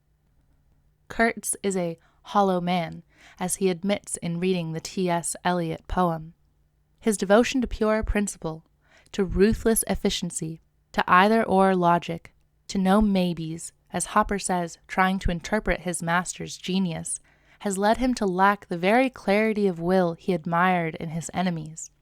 He had wanted to be like them, to kill without judgment. But such a thing is of the natural order. That kind of instinctual mode no longer works in the individualizing processes of the symbolic order, where the desire for a pure truth and a pure will without judgment, without even evaluation, becomes a desire for death, a desire to forego individuation and merge again with the primordial natural order. The impulse to transcend, if it is not to become regressive, must seek the later stages of maturity, where purity and universality are achieved through harmony and creative improvisation. After seeing that Kurtz's desire for real freedom, as he calls it, had become a desire for absolute freedom, basically death, Willard, and perhaps we along with him, can see the limitations of all pure elements, characters, and principles. We see not only that pure principles are empty, but that the integration and proper application of principles or elements requires something beyond them to lend them value. At the beginning of the film, Willard had felt lost without some external order telling him what to do. After his long journey, passing through the underworld, Willard emerges from the abyss with a will of his own, a will no longer enmeshed within any one principle or order, but one informed by their relationships and capable of creation. The natural order and the mythic imagery we create to understand it are not transcended with rational thought, only complexified and disguised. But when image, symbol, and language are not merely mediating and complicating the systems that govern us, but expansively integrated, they may serve as vessels to greater contexts and freedom. When done right, we don't only empathize in mythic resonance, nor do we sacrifice empathy and mythic imagery into a mediated and socialized individuality in the symbolic order of language. If those are our choices, it is no wonder we have so much trouble integrating comedy and tragedy without devolving into melodrama. In an integrative expansion, all elements are transformed and relayed into new associations, not just combined. We don't simply cry with and laugh at suffering, we feel and understand. Part 3. Quotes. Because politics is the science of the possible, it appeals to only second-rate minds. The first-raters are only interested in the impossible. Arthur C. Clarke. The worst thing we can do is force people to agree with us. I mean that we shouldn't try to impose our will when people don't behave the way we want them to. The worst thing one can do is to confront human beings bluntly. A warrior proceeds strategically. If one wants to stop our fellow men, one must always be outside the circle that presses them. That way, one can always direct the pressure. Carlos Castaneda. The resolution of narrative conflict through violence could be considered an expression of our deepest instincts to defend a territory and solidify the identity of a community or individual, or, as discussed, many levels of reality at once.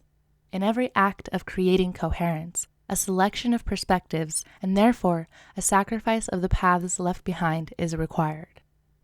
There is a dark side to every process of creation, though there are different ways of performing and framing the negation involved in this and every process. The more creative the process, the greater the symbolic violence because of a greater transformation in established values, and as such, the process also becomes less dependent on outward form, on the violent drama of struggle over appearances. Nonetheless, in ancient wisdom, the necessity of sacrifice was often mourned and consequently dramatized in classic tragedy or sung in ancient Vedic hymns. As rational individualism grew, the sacrifice often degenerated into empty ritual propping up authority and into fixed metaphysical narratives that justified repression of the new and different. But this era, the so-called axial age, also saw the explosion all over the world of metaphysical narratives of liberation and individual salvation. The 1960s also saw a reaction against the fixed narratives of Western culture, often echoing or pulling directly from the anti-authoritative mystical traditions of the early metaphysical age, similarly often emphasizing personal salvation and liberation against the backdrop of a corrupt world and society. But just as the individualizing movements within early metaphysics became, or were co-opted by, the repressive religious movements of the majority, so did the 60s' own brand of American individualism meld with the mainstream in its mature formulation as neoliberal ideology and the general value climate of Western cultural capitalism and consumerism. Revolution, blame, progressive idealism, etc., all became important ideological support for the liberation of the individual within the confines of consumer capitalism, and capital itself from all moral restraint. The violence inherent in all change and liberation was seldom realized. Born, as it was, out of the Greek fascination with the individual and with youth, Western culture owes much of its material and spiritual progress to the spirit of openness to the new.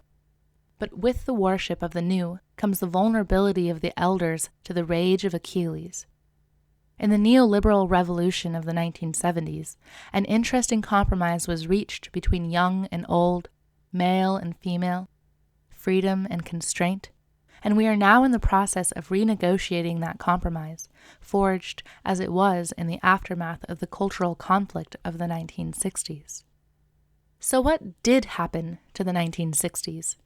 How one answers that question says a lot about how they understand the political climate of our current era. Many people tend to look for scapegoats for the current state of the world and nation, no matter what side of the culture war they are on. Conservatives tend to trace continuities between the counterculture and today's value climate, while left liberals often see the 60s accomplishments as a progressive flowering that was cut short and which awaits further advancement. While economic and political elites do their best to maintain and further their power and to co-opt any divergent populism into the mainstream choices of centrist political parties, populism on the left and right, and a conspiracy culture not so easily categorized, continue to grow.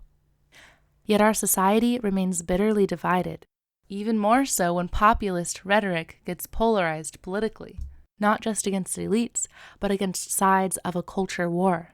Each side seems to sometimes have entirely different meanings for the same words. Much of this revolves around many contradictory notions about freedom and community, capitalism and socialism. But on a deeper level, the political language masks a more metaphysical negotiation. For what is more at stake here in this era, since any deep and lasting change in our political system for the better is dependent on it, is our understanding of freedom and its complicated history and meaning. According to the book Acid Dreams, The Complete Social History of LSD, 1969 was a turning point in the counterculture for many reasons, but perhaps some of them quite esoteric. The hippie acid chemists were in prison, and into the gap in supply walked a mysterious man named Ronald Stark. With him was more LSD than the Brotherhood of Eternal Love, the hippie mafia then responsible for much of the 60s distribution of LSD, had ever seen. The most famous of hippie chemists, Owsley Stanley, had believed that making LSD was an alchemical process where the intention and energy during the production drastically affected the mood and consciousness it provoked in its users. The Brotherhood didn't seem to care too much where Stark got his acid, and it was later revealed that he was working for numerous intelligence communities. Whatever the energy of his labs or the hidden intentions of this mysterious man might have been, it was widely reported that there was a different vibe in the counterculture and in the drug that fueled it after Stark took over much of the supply. Whatever the connection between MK Ultra and Charles Manson, and whatever the intentions of the intelligence community were with LSD and the counterculture, the results are difficult to deny. A great movement, with powerful momentum, lost its focus and credibility. Whatever and whoever you blame for derailing the momentum, it is important to see that the Brotherhood made a crucial mistake that only served to express the overall naivety of the time. They supposedly assumed that anyone with that much acid had to have good intentions. Indeed, Stark professed a desire to free the minds of everyone and change the world. And indeed, acid does free the mind, if by free you understand the essential problematic of freedom, as American culture has always had a hard time doing. When the Manson family struck, it became a little less difficult. Of course, conservatives had long resented the kind of freedom flaunted by the counterculture. But that is besides the point. Hippies weren't just breaking from society, they were starting to radically change it. So by the 70s, a more conservative libertarianism gained traction in the States, where freedom was treated even more vaguely and abstractly, abstracted away from any difficult questions or conflicts in collective values and community agreements. As the dominant ideology became more ambiguous and abstract and applied differently by a growing divide of political identities, the underlying agreements and rules of society became more concrete, solidifying a certain freedom for capital and, ostensibly, individuals at the expense of freedom for community, that is, freedom to change it. This fast-tracked the process of techno-globalization that destroys all community but the business community and consumer culture. Conservatives and hippies both lost their community culture by falling for the illusion of an abstract freedom. While the reasons, no doubt, are complex, some powerful factors were conservative fear of social change and the counterculture seduction into a drug-fueled pseudo-transcendence. On some level, this illusionary freedom probably seemed like a good compromise. People were becoming more tolerant of diversity, so culture continued to become more liberal, and people on both sides were becoming more wary of government and conscious of the problems of socialism and its corruption by elites. Attaining the mutual understanding required to change the world without it being corrupted is hard, whereas everyone can get down with freedom. The confusion and shifting of political coordinates opened up a way to the downfall of organized labor and a further reorganization of culture and politics along free market lines. This liberalization of the economy helped set up conditions to swing the country and much of the world's social structure away from any real revolutionary possibilities as the left had traditionally conceived them. The shift from discussions of class to an emphasis on cultural politics and a reduction of political ideas to mere ideological preferences, to mere adornment of identity, played right into the increasing divide in popular consciousness. What is interesting to note here is that without a truly alternative culture, that is, without a culture challenging the status quo with an actually existing alternative worldview and way of life, politics becomes mere opposition, a mere counter-culture. It becomes about obtaining something through struggle, something you want but do not have. Politics becomes more of an opinion and ideology than a negotiation of concrete relations. In contrast to the multiplicity of relations in creative culture, which affect related cultures and values without needing to directly oppose anyone, abstract ideals necessitate an opposition that, when politicized, is easily caught up in a shadowboxing match that goes nowhere. Hence the convenience of duality in party politics. Even with the presence of real creative cultural difference, the duality of opposition reduces much of the nuance of multiplicity to the generic categories and dueling parties of tribal politics and team cheerleading. The contradictions inherent in this arrangement, between opinions, between how things are and how they are desired to be, and especially between how they are conceived to be and the reality of a situation, all necessitate a cyclical process that is hard-pressed to produce anything outside the circle. Such a culture defined by its oppositions and contradictions makes a difficult environment for creating new relations and ideas. Too much energy is caught up in fighting abstract enemies to do the difficult work of growing ideal representations into concrete communities in dialogue with all conditions and limitations. With the increasing importance of new media after the turn of the millennium, however, came an important change in the politics of counterculture. A growing relevance of alternative research and conspiracy theory. By the end of the millennium, many of the popular ideas of the 60s counterculture were ultimately proving quite compatible with the liberal mainstream. Practices like yoga and the least challenging platitudes of civil rights became integral support to the free flow of consumer goods and capital. The deeper theoretical ideas behind both the counterculture's spirituality and its politics, however, went in different directions. With much of the academic left turning to cultural and identity politics, they lost any hope of winning over the support of the working class. All the while, alternative spiritualities expanded and hybridized, seeding an interest in the occult across the political spectrum. The internet especially helped some of this growing interest become politicized, naturally putting it in touch with the culture of conspiracy that has long overlapped with occulture.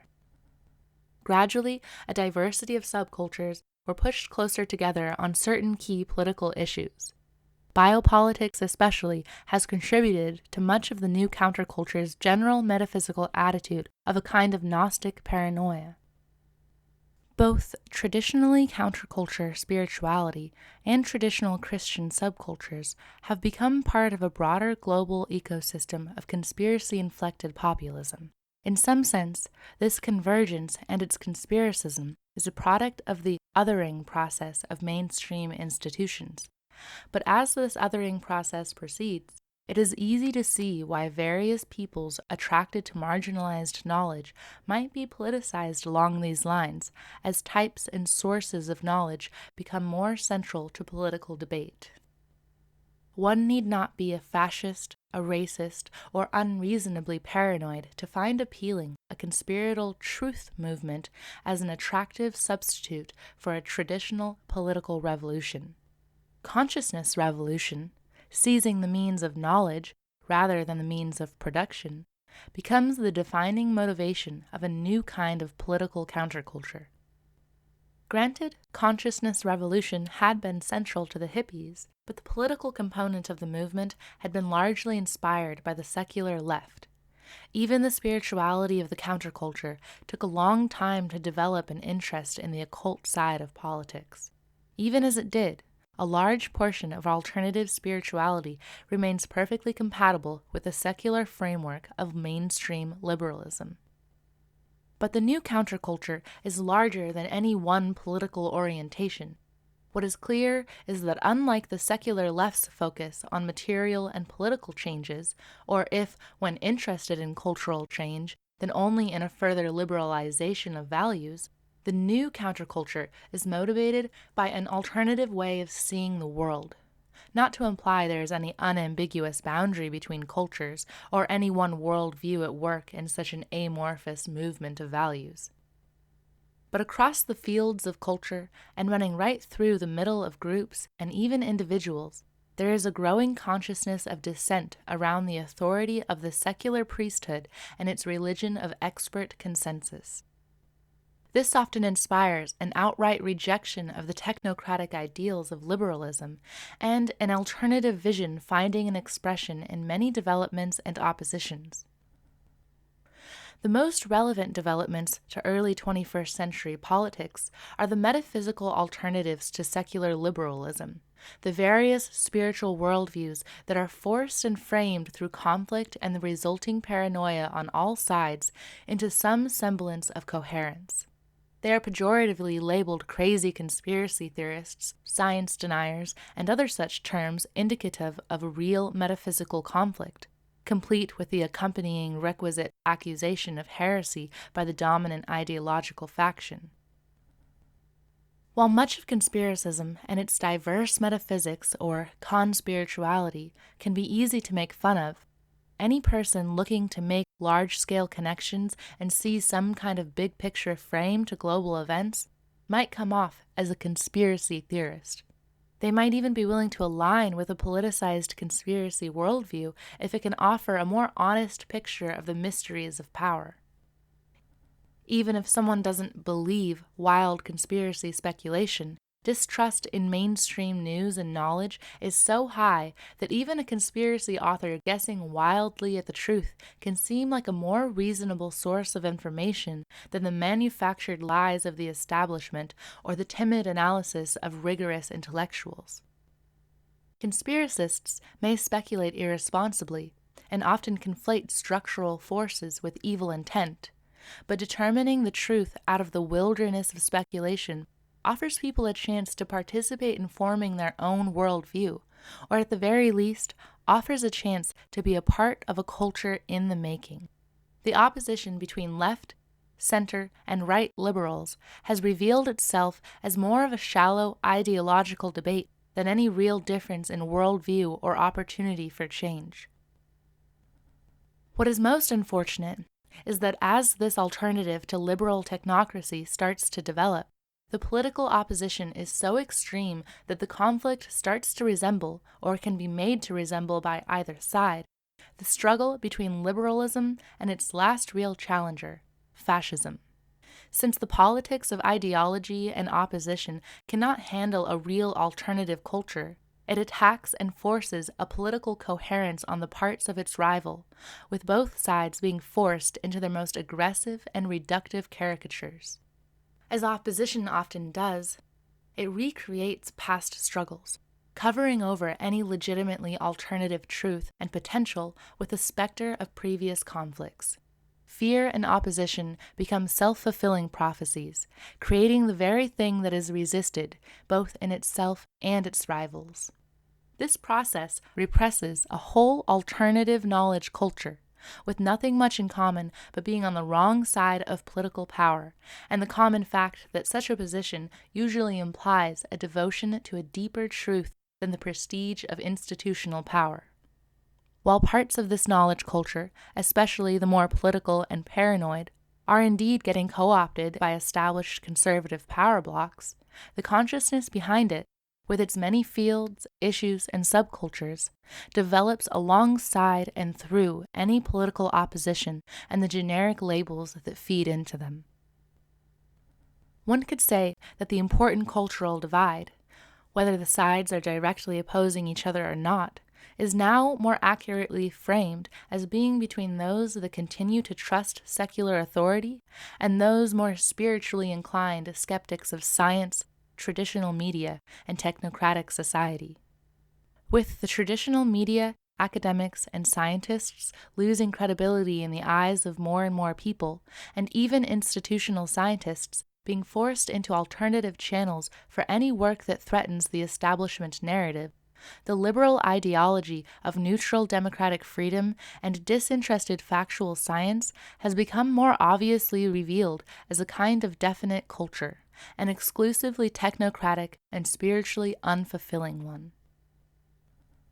The ideal of democracy, so long used as a propaganda tool, increasingly is questioned, not often in principle, but in the resignation of more and more people to the realities of power politics. The specter of fascism indeed looms large, but to many on both sides of this debate, this is only seen in their opposition.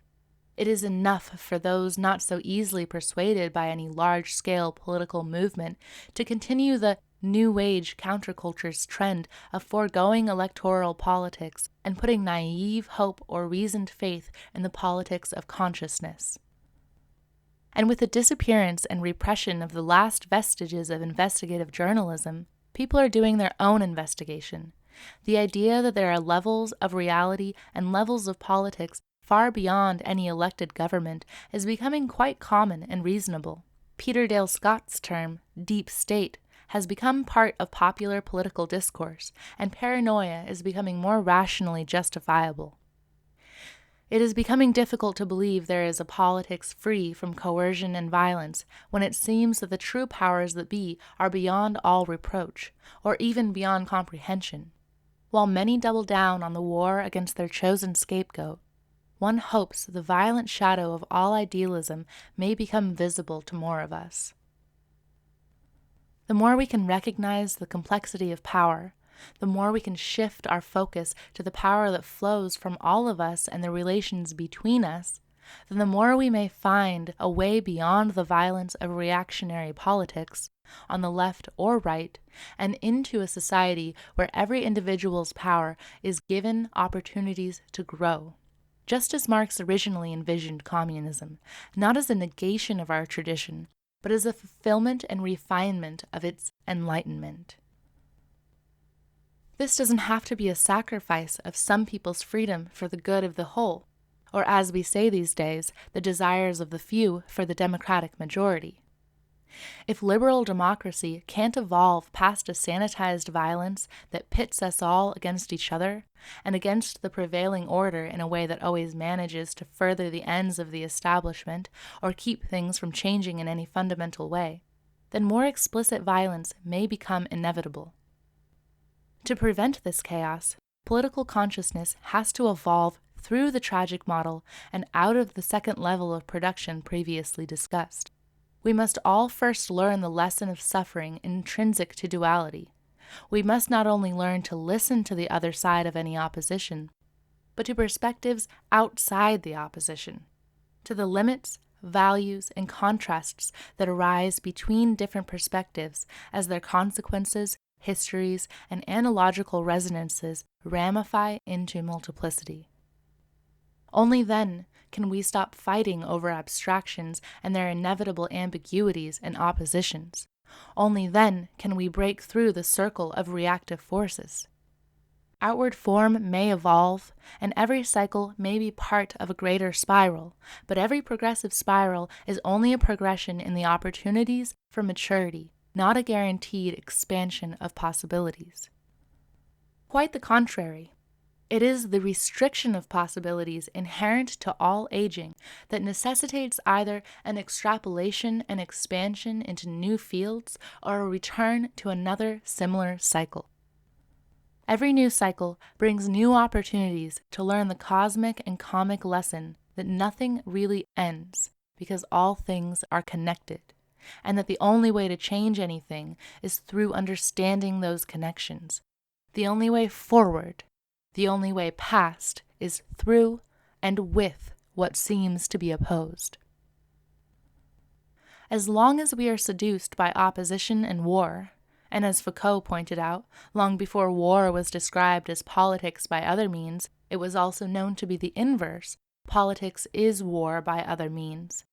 Even if that war is against those made to seem the most dangerous and violent, even if war is marketed as the path to peace, even if war is framed as the scapegoat to be opposed, we are all fated to oscillate and circle around the oppositional foci that define all closed cycles and limit the true fractal expansion of possibilities, or anything resembling the progress promised by the European Enlightenment. The struggle for justice has its place. It can definitely win important reforms. To the extent that these reforms make a real difference is the extent to which struggle was only an outward realization of a new consciousness already created and integrated. To the extent that any battle is won only in form and not in consciousness, if the defeated element was humiliated and forced into a surface compliance, this creates a discontinuity and a cyclical return of the negated quality, confining the whole spiral of development to an inevitable trajectory. The telos of history and its dialectic is not any idealized synthesis or overcoming of the negative, or any absolute fulfillment, but merely a return to, and hopefully a realization of, the relations behind our most basic assumptions, our abstractions and identifications, and their inevitable consequences and oppositions, which have captured and seduced a whole civilization's striving. The greater path of expansion, the strange, fractal pattern, is at work throughout and within every seduction into the whirlpools of diversion that are the greater fractal pattern's mere sideshow attractors. That is to say, we need not negate or transcend the struggle and power games. We will naturally grow out of them if we find the rhythm illuminating their role in the greater pattern that is always busy creating and reforming, using every destruction and every conflict to build new productive relations for value fulfillment. Out of the three core values of the liberal Enlightenment, liberty has always been the easiest to grasp and the easiest to fake, as long as people don't take the other two as seriously. But freedom is just another abstraction in outward form, defined by unconscious contexts that necessitate freedom's opposite as long as those other two liberal values are not considered. By the time of the 1970s neoliberal revolution, a seductive mirage of freedom emerged more than ever before, but at the cost of equality and fraternity. One could even say that the counterculture and the greater culture it transformed through Hollywood sold its soul to cultural capitalism. Sex and drugs were liberated, though drugs only through a circuitous route that kept funding for pharmaceutical companies and the CIA and kept the unwanted burdened with prison, while equality and fraternity became inscribed within narrow cultural spheres and nominal rights to all. We can now do whatever we want, as long as we don't seriously challenge the system with a different kind of community. No one is making you fight a war, no one is telling you who to be, so you no longer have the right to say who we fight or what our world is to become. Basically, we traded the difficult responsibility of expanding the possibilities of our society for what we thought was freedom. Like every other value, freedom is worthless on its own. Certainly people can have their say. Opinions proliferate now more than ever. The internet has made telling other people what to do way easier, even if it is becoming pointless. People do long for a say in what is to happen, but it is increasingly difficult to integrate with any creative means to power. Without the kind of power that comes from shared consciousness and understanding, people fall more easily for contrived solutions and oppositions. But that is politics. War by other means. And one never really wins a war. The defeated element survives in new forms, often hiding or emerging within the conquering force. Unless, of course, the opposition is integrated into a new, stable formation. Never a direct result of conquest, but the creative element advances in any case. The best one can hope for, in war or politics, outside of the transvaluation never achieved directly through reaction and struggle, is pockets of stability within which we can experiment on the possibilities of a more sustainable and less oppositional system of differences. Unfortunately, the more common consequence of a conquest is a squandering of peace that necessitates new struggle.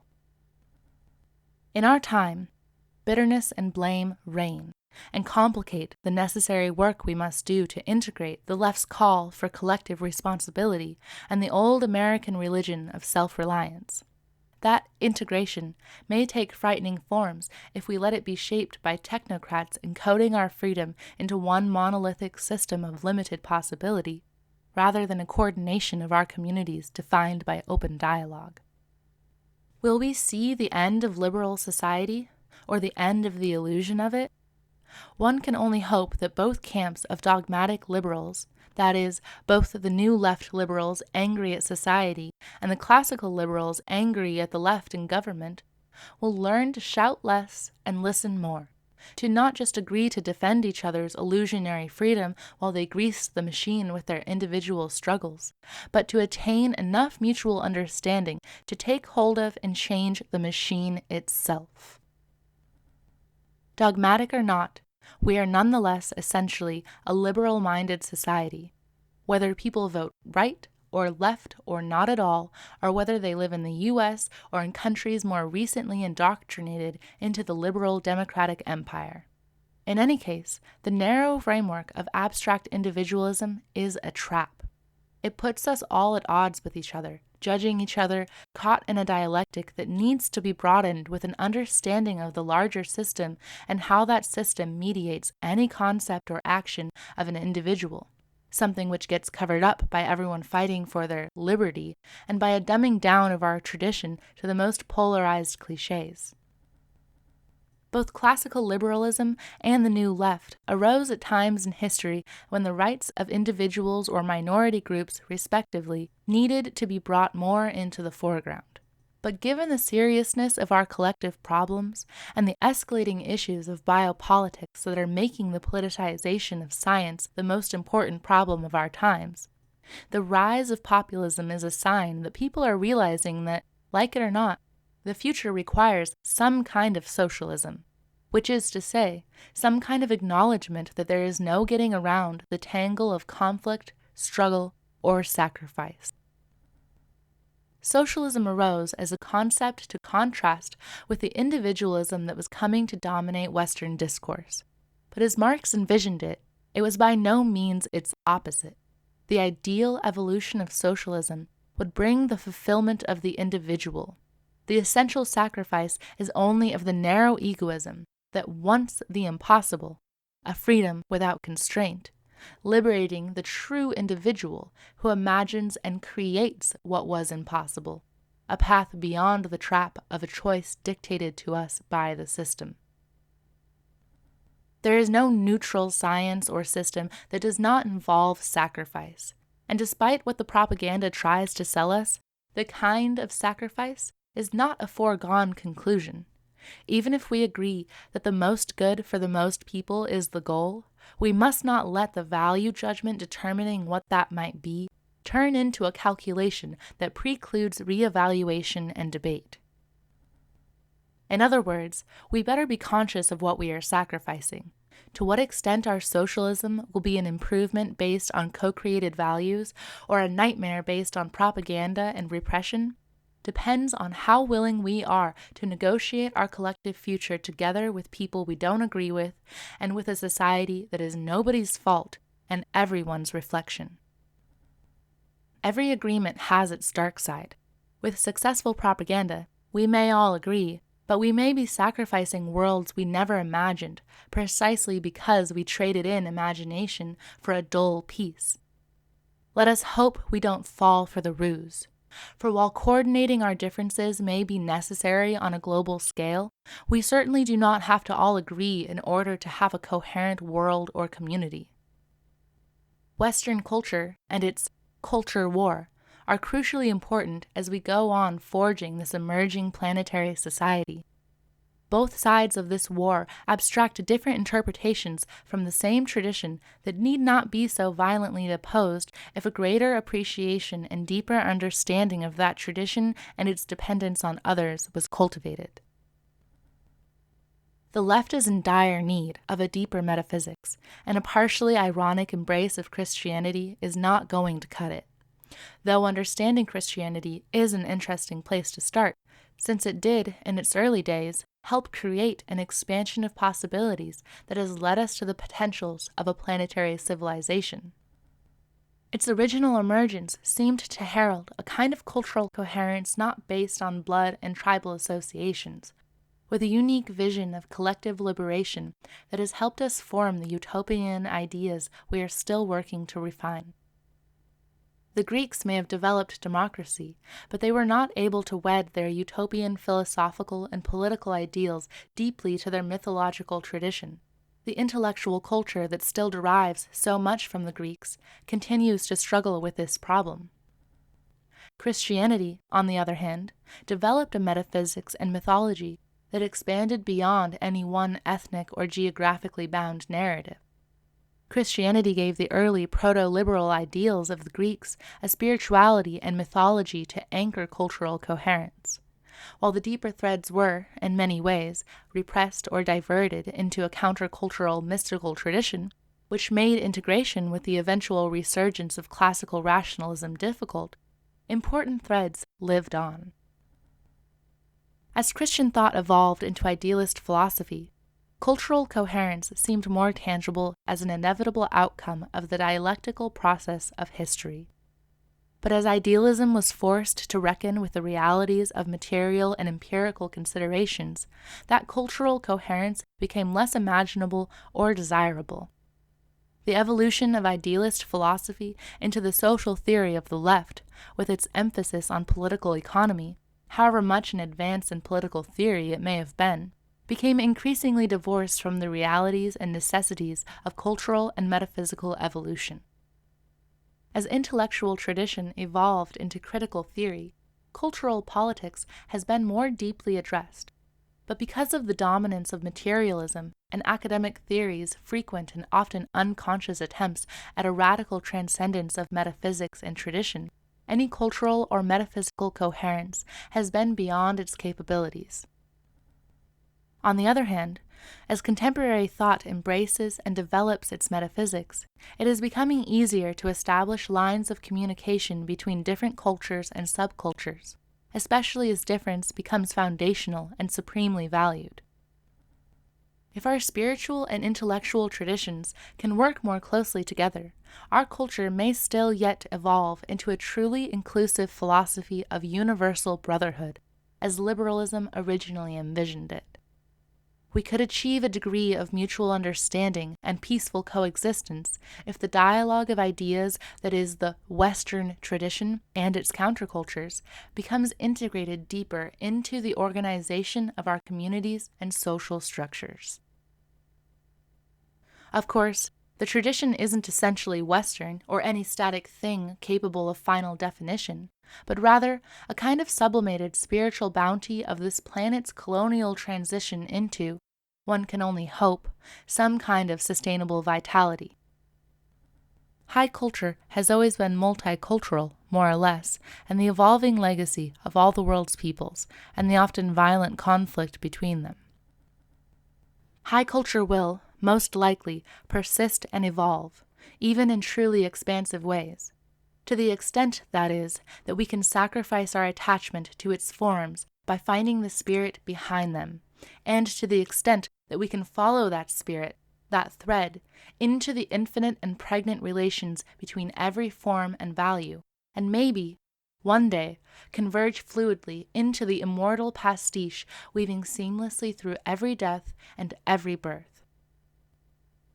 The West has always been about transcending limits, and within every mode or metaphysics of transcendence is a violence that must be negotiated.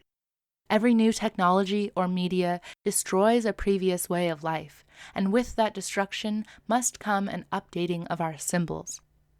Beneath the radical changes in our culture, the old gods live on in new clothes. We ignore them at our peril. But when we are in harmony with our times, not fighting youth or old age, not clinging to what we think is the true tradition or the necessary evolution of society, but listening to the messages hiding in our violence and looking for what possibilities must be sacrificed to preserve and develop that which matters in every value or tradition, we can find the threads of continuity that place every violent call for identity and transcendence within a tapestry of supportive relations and opportunities for expression.